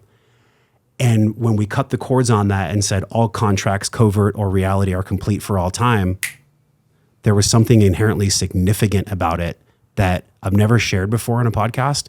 It just happened a few weeks ago, 2 weeks ago. And everything has been different since. Wow, that's Everything cool. has been different since. Like my ability to just connect with you as a friend and be genuinely curious about your life and the way that you think, to be able to lead a conversation, but not from a place of dogmatism, just from a place of curiosity. Yeah. I realized that the deeper I go into myself, the more that conversations become rich with others. And if I'm not willing to go deep into myself with playfulness, knowing that as I'm going through it, it's going to be fucking hard and sometimes I laugh. What's been an experience that you've had in the past 1 to 2 years that has informed a new identity of Alec? And did you have to go through a grieving process like I'm describing? I believe, I just put out a video on this. I believe that unless we grieve the old version of ourselves, then it can potentially pop back up. Have you experienced that? And do you understand what I'm bringing forth? I do. I want to comment on something real quick though, that is interesting to consider about that. Yeah. What you just said, like your ability to go deeper into yourself has facilitated to where now you can like feel other people. That's essentially what you said. Like you have a more rich conversation. Yes. It allows the energetics between myself and another human being to be free of my projections. Well, think about this, like even on like a biofield water level, Yes. right? So you're more connected with the true essence of who you are, which means the primary thing that is imprinting upon the waters of your body and expressing through your biofield is your soul essence. So No doubt. I think our soul essence is directly linked to our intuition and other quote unquote psychic phenomena, if you will. So your ability to feel other people, you have a much greater capacity because your field is expanded and what's coming through your biofield and then interacting with mine or any guest that you sit across from is your true soul essence. So it's your intuition is heightened much more than it was previous to this experience. Yeah. So you can feel other people more. Agreed. Does that make sense? Nothing you said made me feel constricted. Everything that you said makes sense because it's just more Josh. More Josh. It's just more Josh. We need more Josh. We Josh. need more Larry and Karen, whoever's listening out there. Like, we need more of you, man. Yes. Yeah. That's what the we greatest gift. That is, I want to show something with Veda's work in a minute because like. Can we go back to the identity question? Yeah, go back. All right. So what has... I'm telling you, this will blow your mind even more. Yes, right. but we'll go back to what has that question. Have you grieved any other, because I told you the story about the connection to lineage and cutting the cord. Have you experienced in your life an identity transformation? By the way, y'all, we're all going through it every day, all the time. Every year, especially every 7 years. If you look at Saturn return and cellular turnover, for sure after 7 years. Like, and by the way, we're recording this when like the whole snake and horse thing is happening. I know. Feels pretty good so far. The year of the horse. Yeah, it feels really good. By the way, so have you gone through an identity transformation? I got the question that allowed you to grieve. Yeah. So for me, I guess like the biggest, most recent one is late 2023, early 2024. It's hard to explain this because I don't want to get into like too many of the details because it can get very lost in the details and it'd be a very long explanation. Okay. But let's just say over the past few years, like me and my mom don't speak. And there's been moments where like I've regained hope because I'm like, oh, she'll reach back out and text me and say, I'm so proud of everything that you're doing in the world. And then a week later block me and then send me a package of all my childhood, like sentimental items with no context. And then like 2 months later, ask me to come speak at an event that she's hosting at her house. and then block me again. And again, very like confusing. very confusing. And so I finally got to a point of, after this one experience where she sent me this long text apology, and this is getting pretty, like, for lack of a better term, vulnerable, open, I guess. Yeah. I showed it to my wife, and my wife, her intuition is so sharp. I'm like, oh, like she's apologizing. And Kylie looks at me and is like, no, like, I'm telling you, I love you. I'm sorry you're getting your hopes up. No. And just after that apology, like, we're starting to actually like speak again a little bit. And this is in late 2023. And I'm like having hope, like, oh, okay, like this might like be better, because we hadn't spoken at nearly a year and a half at that point. And I reach out after the October 7th thing happens, because I'm like, hey, the world's getting kind of crazy. We haven't like linked up in person for a while. I'd love to be able to do that. And then the whole conversation absolutely went south, because it became about my relationship to my dad and how like I'm like all these projections just came up out of nowhere again. So another example of like this, like, love bombing and then retracting, love bombing and then retracting. And I can honestly say like no change on my part, like just being open to the relationship and like wanting it, because she's the one who rejected me in the first place. And so during that experience, I tried to move quickly into a state of compassion here. This goes back to what I mean, in my mind. Yeah. Right? Yeah. But what I was feeling, and I would say on a subconscious feeling level, for lack of a better term, was anger. I was mad. I was very mad at that experience, right? Because I had, again, given my heart out to my mother, very close relationship, especially given what I went through when I was younger, almost enmeshed, right? And like trying to make amends in that relationship. And then the rug's pulled out from under me again. And I tried to move into a mental compassion where my body felt anger. And that manifested as, and I can't confirm for sure, but I was having some concerning symptoms, let's say, in my bowels. And they were all in line with colon cancer symptoms. I took one at-home test, like at-home screening for like blood amounts in your stool. And based on the percentages, based on the test, claims accuracy, I have no idea how accurate it actually is. The likelihood that you have colon cancer is much higher. And again, I had all the symptoms. Took the test. It was positive. And for me, I don't know like whether it's an identity thing, but it's like, that was just another example of me having to wrap up an identity with my mom and then go through the process of grieving that old part of me, because I had to actually feel the anger in order to heal those symptoms that I was experiencing. And so what was wild is, according to German New Medicine, and this, I didn't even know, I knew that I was feeling angry the moment I got that positive test. I'm like, oh, I have anger that I need to heal. German New Medicine says that colon cancer is indigestible anger. Then I did a biofield tuning session with my dear friend, Eileen McCusick, who's like the world's leader in studying the biofield. She's written several books on it. Electric Body, Electric Health is one of them. And without knowing any of the context, she was like, Alec, you have a lot of anger sitting in your gut. And that was like all the confirmation I needed. So I did a lot of things to address that anger. One of which was, and again, this is where like plant and animal medicines come back in. I did 9 combo ceremonies in 30 days. And I have 108 gates on my body. So like 108 of those little like, damn, 9 combo ceremonies in 30 days. And it's not a psycho spirit, like it's not a psychoactive experience. It's not a psychedelic experience in any way whatsoever. Yeah. But it can be in that like it forces emotions to come up, because as you're purging from the medicine, like it's an emotional experience. It's an emotional release. And the first puke that I have, I kid you not, was like blackish brown, bro.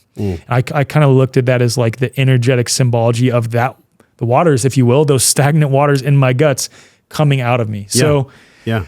I don't know if that really answers your question, but for me, it was like, it was having to move past that identity that was still so enmeshed with my mom, and also move past this identity that, again, a lot of people subconsciously adopt in the healing space, that anger is a bad emotion, that we're not supposed to feel anger. I am so glad that you said that.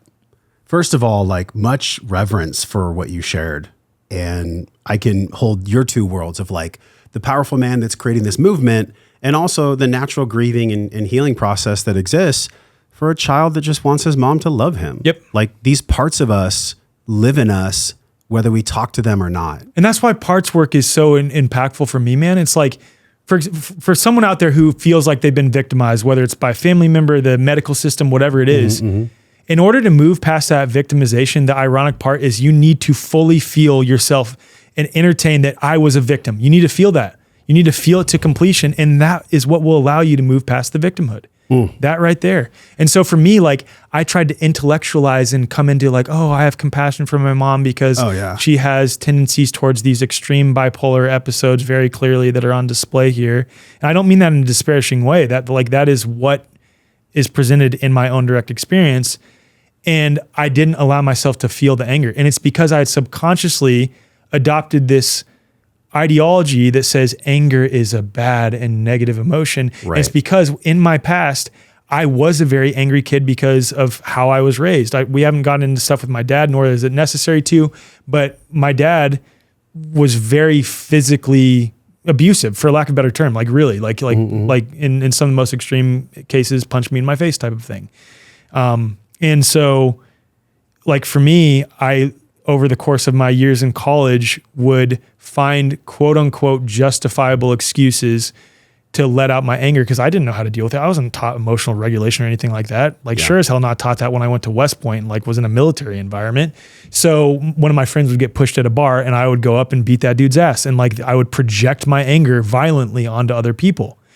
And so as I started quote unquote waking up, it turned into, stuffing the anger down. And it wasn't like a conscious thing. It was just just try to breathe past the anger or try to intellectualize moving into compassion and praying yourself into compassion, whatever it was.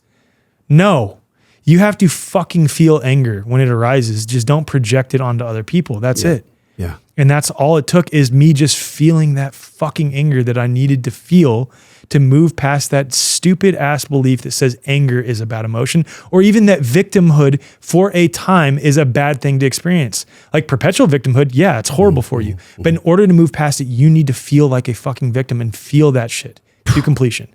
Man, thank you so much for bringing that up. On the screen right now is probably my most favorite learning tool on planet Earth. It's the Hawkins scale.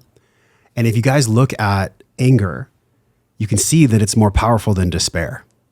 You can see that anger is a gateway to acceptance. Pride's 175, right? By the way, hertz is how many times something vibrates in a second.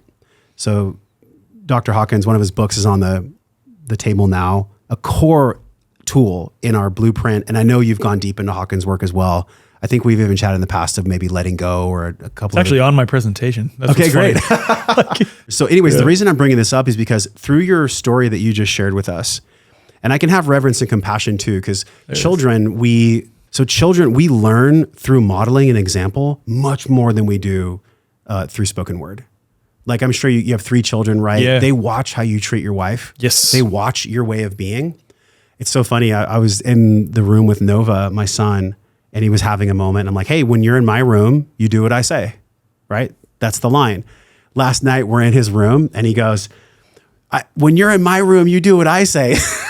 And I was like, wow, I kind of love that. I love it too. Yeah. His little soul. I'm like, I love you, dude. Yeah. So like looking at the map of consciousness and understanding that if the water in his system is being informed by the water in my system and his beliefs are generated by that which I'm modeling, and in that case of which I'm saying, then it's no wonder why stuffing down anger that on the screen blocks us from pride, courage, and acceptance as at 350. If we are stuck in shame down there at 20, if we have no access to fear at 100, then we can't ever climb. We literally, on a cellular level, we rob ourselves from vibrating up to love. Mm-hmm. We rob ourselves from that capacity to vibrate. So I can see why pornography exists. I can see why doom scrolling exists. I can feel and understand why so many of modernity's hooks get in us, because they're actually blocking us, and it feels like a little bit of peace that we can have in the way in which we've stuffed down our emotions. And it's so sad. It's so what's the word I'm looking for? It's a reality that doesn't have to exist. Yeah. Is what I'm saying. It doesn't have to exist. No, it doesn't have to. We can actually choose in any moment. There was a choice point with you and your dad and you and your mom that brought you here.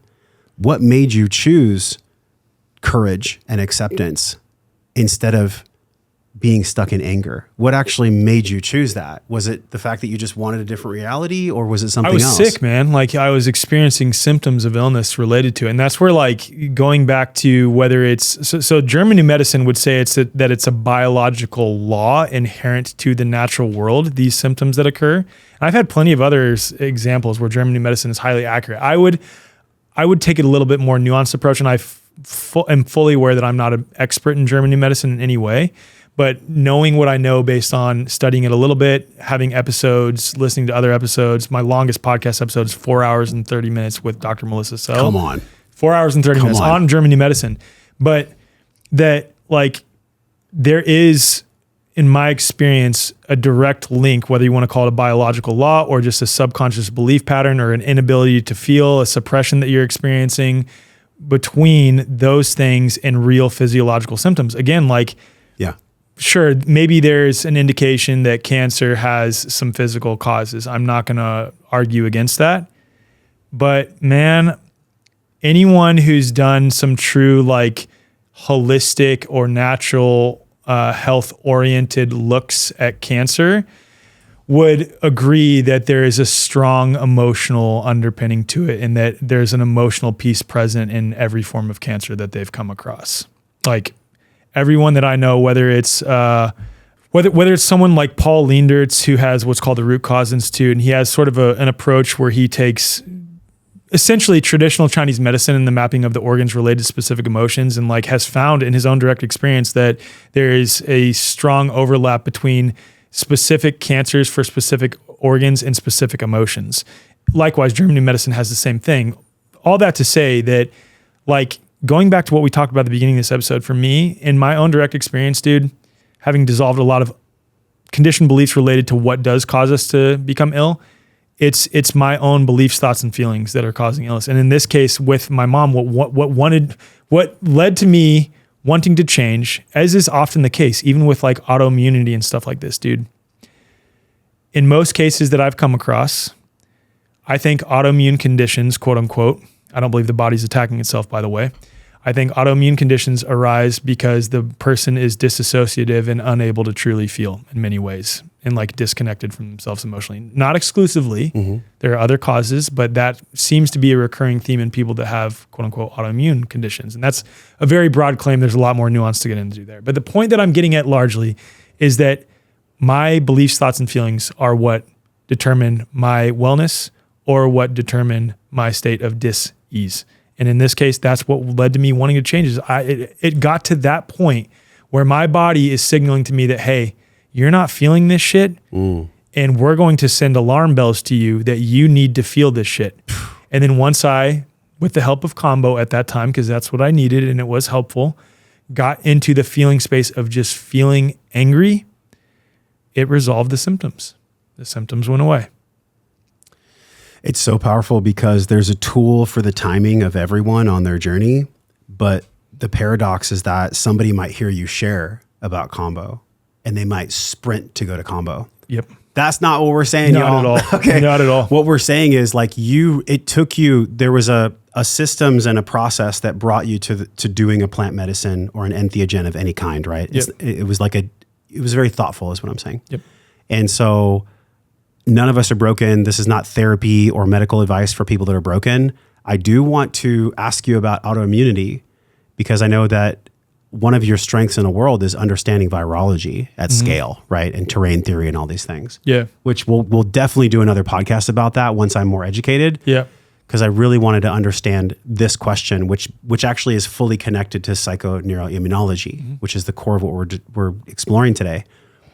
The way in which autoimmunity, my understanding of autoimmunity is the body attacking itself, right? The body attacks itself because it perceives something in the body on a molecular level as an invader or some type of deleterious thing that's going to kill the body, but the body's confused inherently. So what's your understanding of autoimmunity? What is it? And what is the real signaling mechanism behind it? What's it all about? Again, I think it can be like a unique combination of being burdened by toxicity and malnutrition in a variety of ways. Like there's so much of that prevalent in our environment today.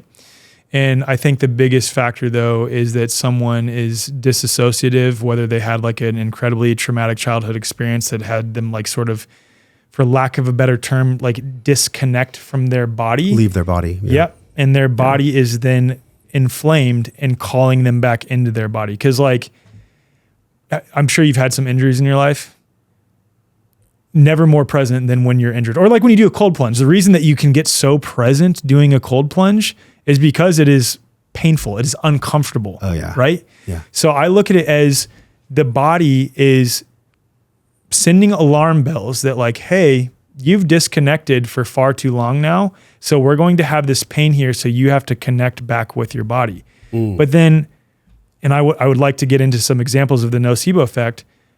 People in the autoimmune space are taught that their body is broken and attacking itself, whether that's because of some outside quote unquote invader, like the supposed Epstein-Barr virus.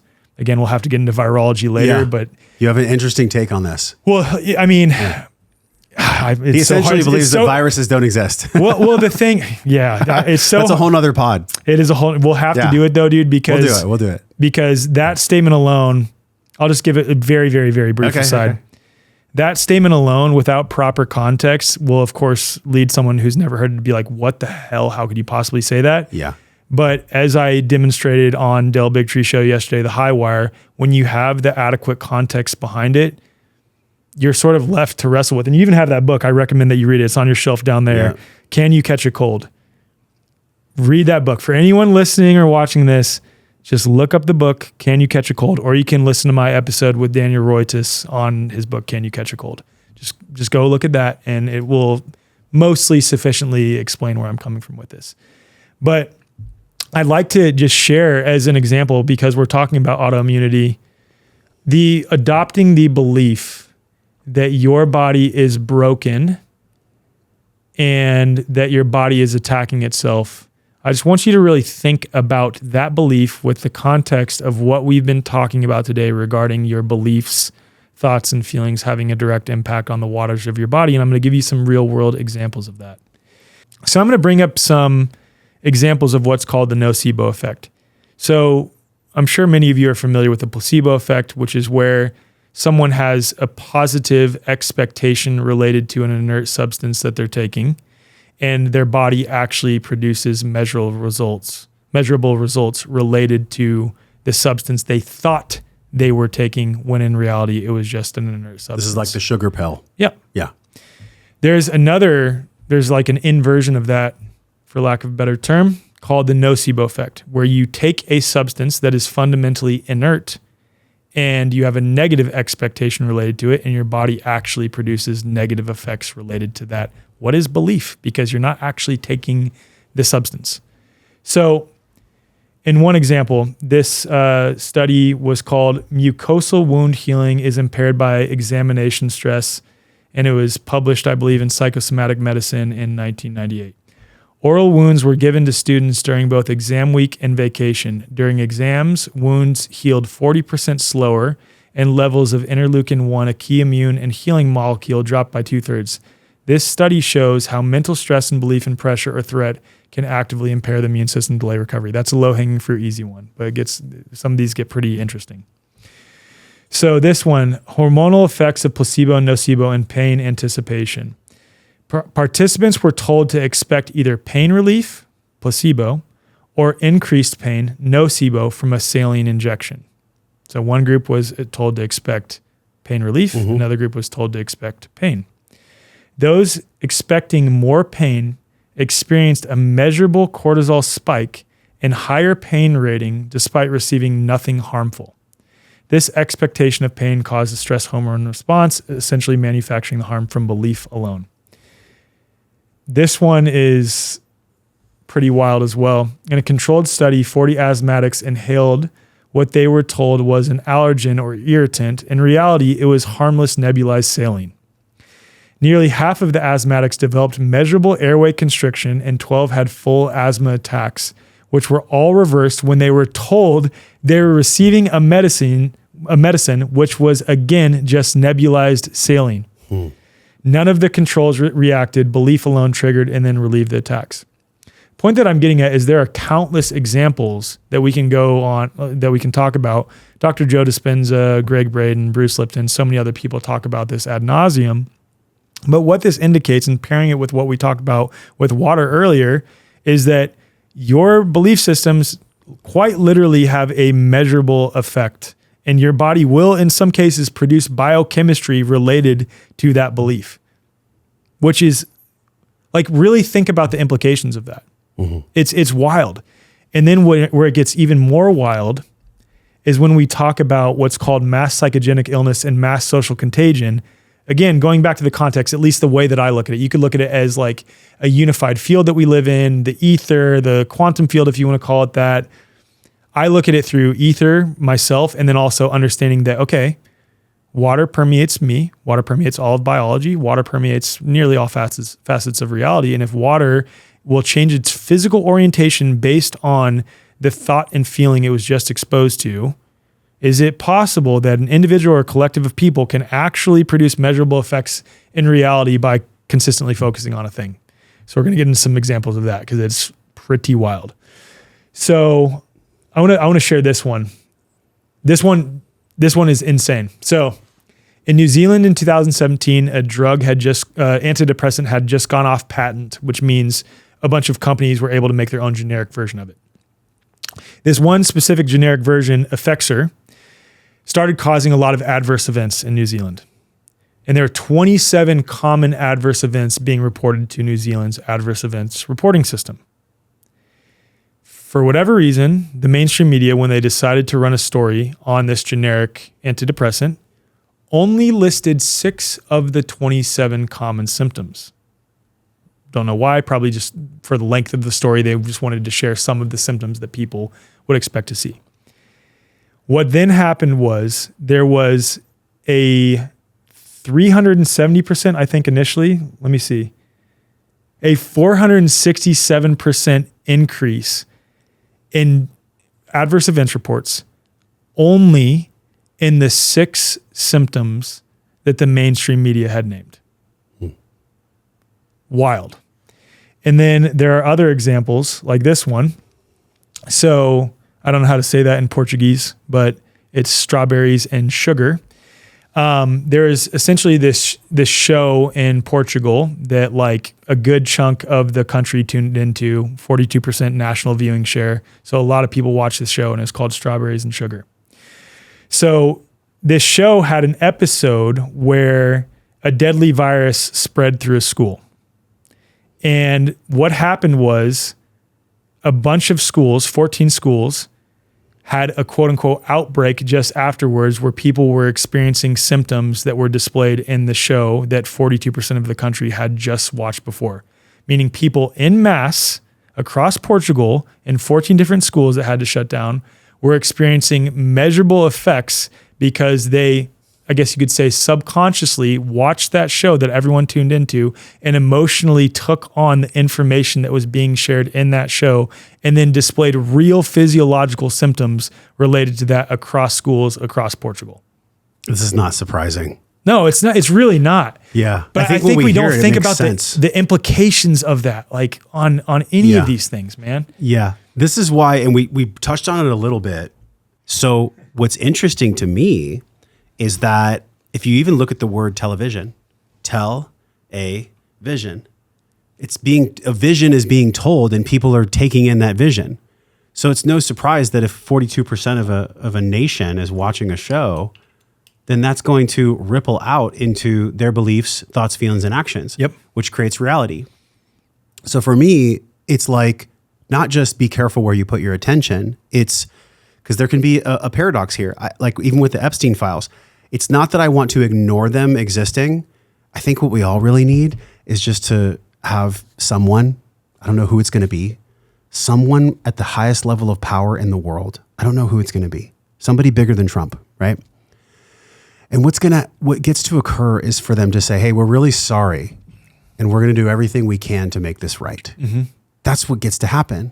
But instead of that happening, there's this covering up, and even the way that Trump is talking in public, I'm just like, wow, you're so guilty. I can feel it. Right. And his administration is straight up saying they're not going to pursue prosecutions. Yeah. So this whole thing is sickness, right? But then how do you, and I'm sure you've talked about this before. That's why I'm asking you. And I'm curious, for me personally, I don't want to ignore the fact that it's happening, but I also want to live my life in a way where that vision isn't being told to me. 100, dude. It's the two worlds again. So I actually made a reel about this, like about the Epstein files specifically related to what we're talking about now, because I just asked the question. I like asking questions.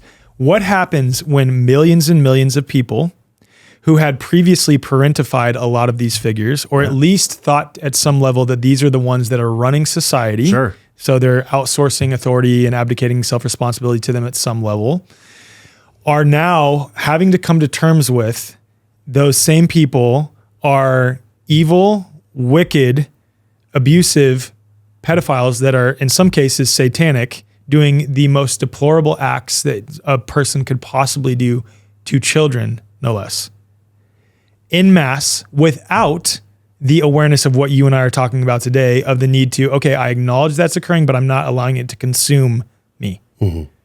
What happens? And likewise for the health, truth, freedom space, what happens when we see that and we're finally vindicated, but we see the demoralization of, yeah, we're doing this, and A, we're not going to do anything about it, and B, it's out in the open now and there's nothing you can do about it.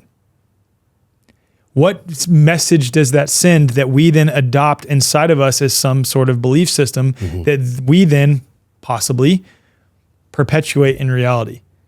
So like for me, what does it come back to? I'm going to beat a dead horse here. It comes back to, okay, I'm aware that that's happening. Most of us already knew, dude, like that. Even the people that listen to your podcast, like, of course, we knew this stuff, dude. Yeah. Like maybe we didn't realize like, oh, it was as bad as Pizzagate was purporting it to be, but we knew that this stuff was going on. Like we've heard musings of this type of stuff. So it's like, okay, we knew that was going on. What can we do about it? Become the most aligned, coherent version of ourselves. That's what we can do. How do we do that? By doing the little daily things that I just brought up earlier, by giving ourselves space to feel, by being in play, in joy, by connecting deeply with our creator, with the natural world, with each other, and with ourselves. That's what we can do about it. Sure, it helps to raise awareness and things like this, but I saw this funny reel recently where like this guy came on, he's like, I don't want any more raising awareness. Whatever you're raising awareness for, no matter what it is, there's enough awareness raised at this point. Yeah. I'm done with the awareness raising. Yeah. I'm done. I'm like, there's some truth to that, dude. Like, there really is. We know that that's going on. And now it's like, so many people are like, well, what's the solution? I'm like, why are you looking outside of yourself for a solution? Yes, people can hear great information that will give them an idea, but it's you. You are the solution. You are the gift. You are the vessel for the divine if you choose to be. That is the solution. And if everybody made that deliberate choice to take 100% responsibility for their beliefs, thoughts, feelings, words, and actions. I'm not perfect. You're not perfect. But if everybody oriented towards that, this world would change overnight, bro. Overnight. Would there be a lot of people going through dark nights of the soul once they start doing that when they haven't before? Absolutely. Good. But over the like short and immediate term, the world would change overnight, because it really comes back to you are the author of your own story. But you've been allowing someone else to dictate your story for the longest time, or you've been setting yourself in the background, not connecting with the truest version of you. I love what you shared. Do you have any understanding of what happened when the natives first saw the conquistador ships? Have you heard this before? That going back in time in recorded history, it was said that the natives, even though the ships were there, they like couldn't see them. They couldn't even conceive of it. They couldn't see them because it wasn't a potential in their reality. Yeah. So I can think about all of us are essentially in America and in the world natives that are seeing the conquistador ships come in, AKA Trump, Epstein files, everything else. And they don't even know that they're incapable of seeing it as a reality because of this really brainwashing and propaganda that's happened since the dawn of time. Yep. Since cavemen took advantage of other cavemen, tens of thousands of years forward, we're all at this big ayahuasca combo ceremony right now in 2026. Yep. We're all ready to throw up. And there's going to be a bifurcation, man, in my opinion. There already is. There's a massive one, but it's going to get even deeper with AI because AI is accelerating. And by the way, I don't say this from fear, you guys. If you're not paying attention to AI, absolutely start spending at least 2 hours understanding AI. I'll do a future episode on that. The reason I'm sharing this with you is because history leaves patterns. History leaves clues. Are there any clues from history that you can see that give us a better understanding of where we actually are? What's one that arises for you? Bro, this is a tough one because I don't know. I'm a rabbit hole guy, like in a good way, like this serves a purpose. Yeah. And I don't know if you've gone down the partial preterism, Christ's millennial reign rabbit hole yet. No, I'm so down. I don't even know what I think about history at this point, bro. But I mean, like the very typical one that like, if it is true, actually, no, I'm going to set that aside. I was going to say 1776 related stuff, and we're going to set that aside. All right. I think this is what is most important at this point when we look back at history. After Christ was whipped, persecuted, beaten, asked for water, was given vinegar, and carried across however many miles up Calvary, and then was nailed to it. While he's on the cross, what does he say? Father, forgive them, for they know not what they do. And in order to get to that true place of forgiveness, you have to feel your anger, you have to feel your guilt, you have to feel your shame, you have to feel your rage, you have to feel your despair, you have to feel your victimhood, you have to feel all that shit. Because once it's felt, it comes back to a state of bliss to where you know that all those things that are happening around you that you perceive as negative are actually for your own good because they helped bring up something inside of you, if you allow it to be a catalyst for that, that you needed to face anyway. I'll give you an example. The whole charade of COVID. Whether I realized it or not or could articulate it at the time, recognized it as a gift because my life is better because of that very dark, chaotic, tumultuous, uncertain experience. It absolutely is. I'm sitting here across from you, which I would not be doing if it weren't for that experience, because that's when I started speaking out and made a podcast and all those things. I wouldn't be doing that if it wasn't for that experience. Likewise, with this Epstein thing, man, understand that it is hard to look at that as a gift because I would say that it's not. Like, I'm not there yet. I'm not. Like, that is horrible. Well, there hasn't been enough collective anger processing and shame processing and grief processing for that to be true. Right. And at the same time, I can see it on the horizon, and I've already gotten to this point myself when it comes to politics and things like this, is that it leads to people now saying, nope, I'm not outsourcing my authority or power to these wicked men and women anymore, irrespective of political side. Yeah. And I'm not abdicating my self-responsibility anymore. Now I am certain that we need to start looking at grassroots local change. And what is the most local grassroots change? Yourself, then extending into your immediate family, then extending into your closest friends, then extending into your community. And like, dude, I'm so stoked to show you this and like your audience. This is when we talk about Veda's work and what I just said, this will blow your mind. This will blow your mind. Here we go. Okay, so on the left side of the screen is an egg coming from what we would call a pasture-raised chicken because our agricultural system is so corrupt that we have to distinguish between free-range and pasture-raised. But Veda comes from New Zealand where free-range means truly free-range. That being said, when she cracks open an egg coming from a chicken, which was raised as chickens are supposed to be raised, and freezes its albumin, which is the runny part of the egg. You see on the left there, very beautiful feathery patterns in the crystallography. Yeah, there's even some cosmic like fractals deep down in there. Right. That's wild. Versus when she takes an egg coming from a caged hen that was pumped with hormones, antibiotics, raised under fluorescent lights, and perpetual fight or flight, pumped with vaccines, fed an unnatural diet. That's what the egg looks like, right? In a state of discord, doesn't have this beautiful crystallography to it when she freezes the albumin. Here's where it gets wild. So Veda took one pasture-raised egg and surrounded it with 12 caged eggs. She took one from each of those batches, so one from the same batch of pasture-raised eggs, cracked it open, froze the albumin. That's what you see on the left in the middle of the screen. is this beautiful feathery patterns in the frozen albumin. She took one from the same batch of caged eggs, set it to the side, and these were as controls for the experiment. Cracked it open, froze the albumin, just to show what it is supposed to look like. So what the caged egg looks like, what the pasture-raised egg looks like, right? But when she set the eggs in this orientation on the left and left them in that way overnight, and then cracked them open and froze the albumin, here's what she found. All of the caged eggs had now improved in their crystallography, visible to the naked eye. So there's that middle row from left to right. So there's the pasture-raised egg in the middle, and then the caged eggs next to it had all improved in their crystallography, had all improved in their coherence just by being in proximity to the pasture-raised egg.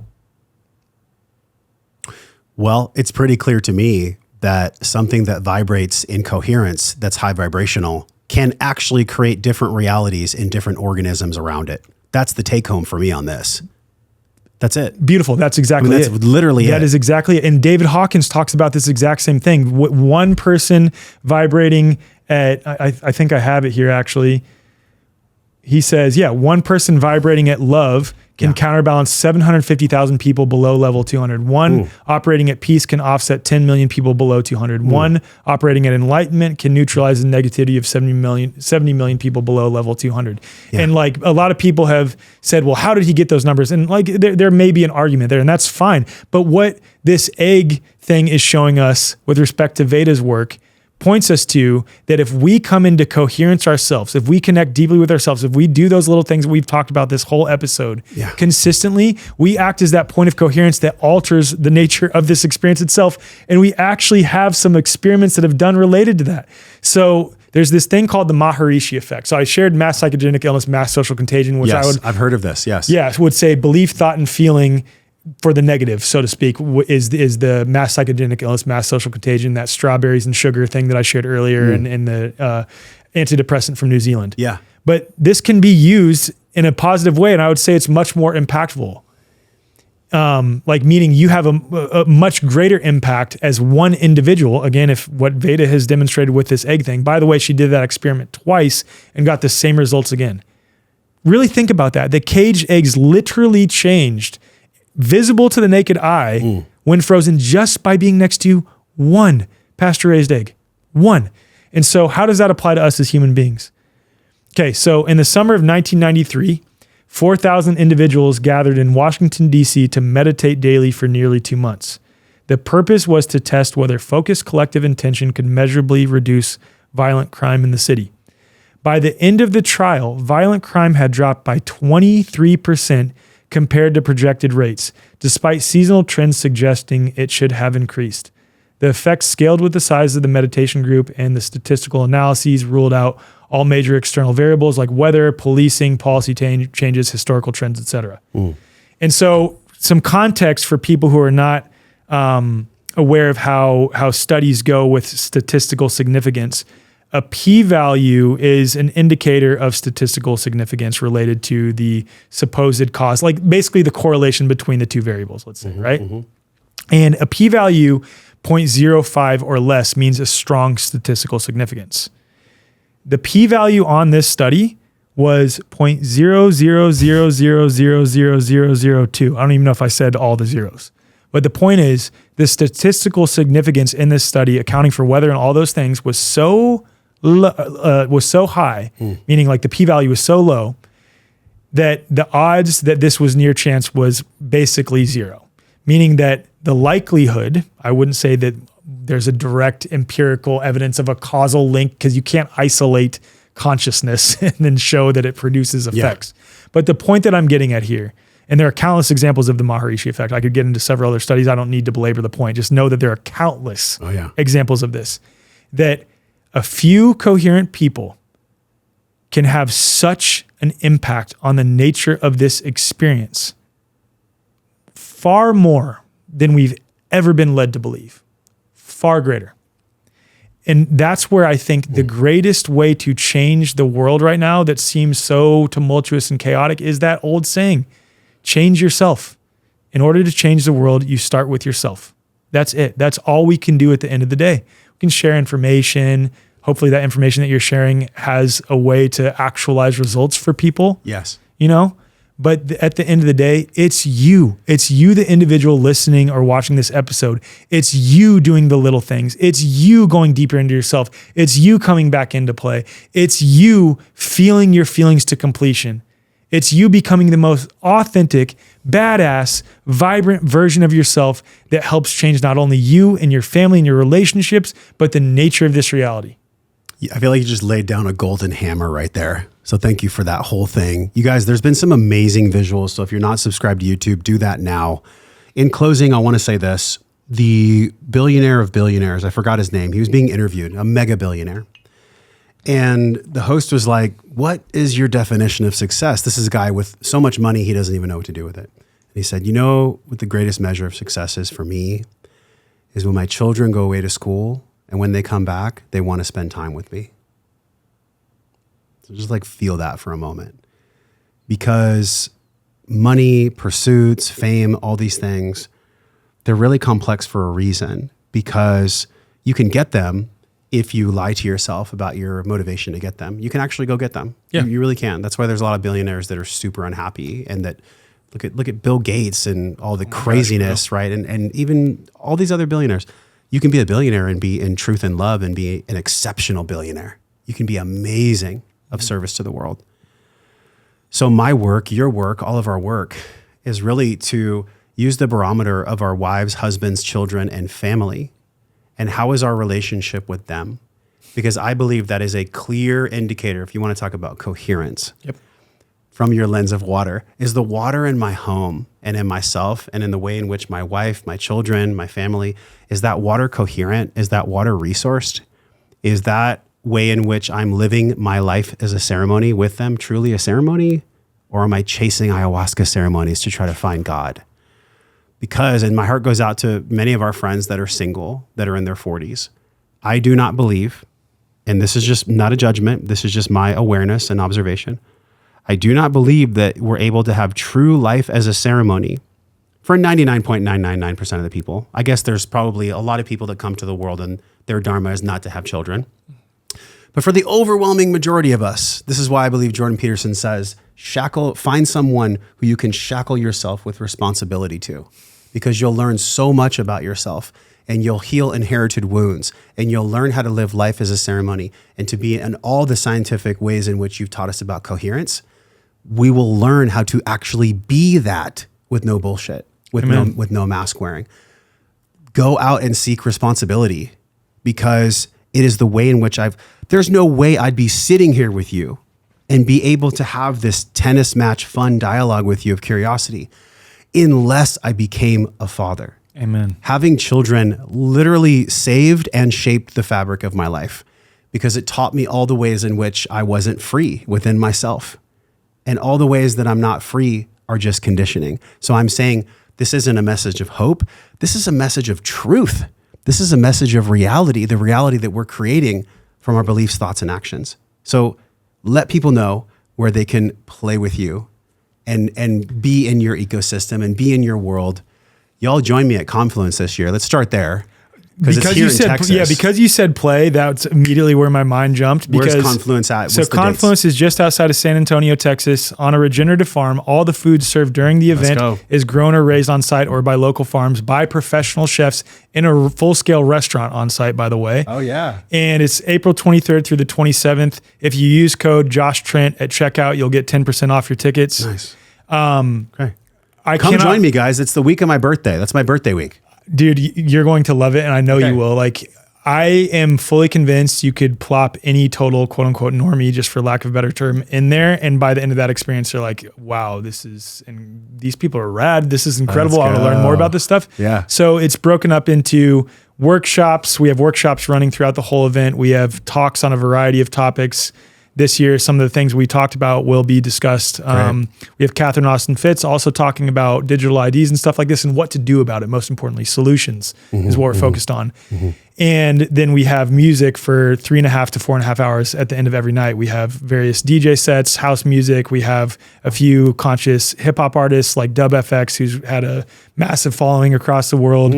And then some indie singer-songwriters. And then every morning there's movement classes. There's a magnesium-rich pond on site that people swim in, camping options, glamping options. We only have 20% of our tickets available at this point, which is wild. We've already sold 80% of them. So if you plan on going, I highly recommend getting your tickets. Are there ASAP. any glampings left? There is glamping left. Okay, Yeah, okay. we will have those up for the next month at the time of this recording, at least. I don't know when this is going to air, but Okay, we'll get it out quick. Yeah, we'll get it. Yeah.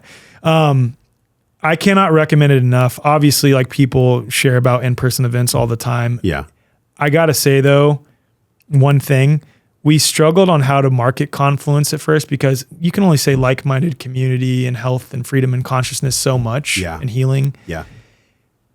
And then after this last one, we finally came to a point of acceptance that it's not something that you can describe with words. It's something that you have to feel to know what it's like. And even our audience all says the same thing. I don't know of one person who has come away from Confluence and was like, wow, that sucked. Every person, like, that's why without even announcing one speaker this time, we had already sold 60% of our tickets without announcing one speaker, because people just know it's not even about the speakers. That's just a good excuse for people to come together and gather in tribe who are truly heart-based, grounded, loving, freedom-oriented, holistic health-oriented people. Like, there is nothing better. And then the more we do that at events like this and display what it could look like, the more we can go back to our homes wherever we are and connect in local community using our platform to find other people near us who are on the same page and start forming our own confluences perpetually just by how we live in community with each other. Sure. Thanks for doing that event. It's amazing.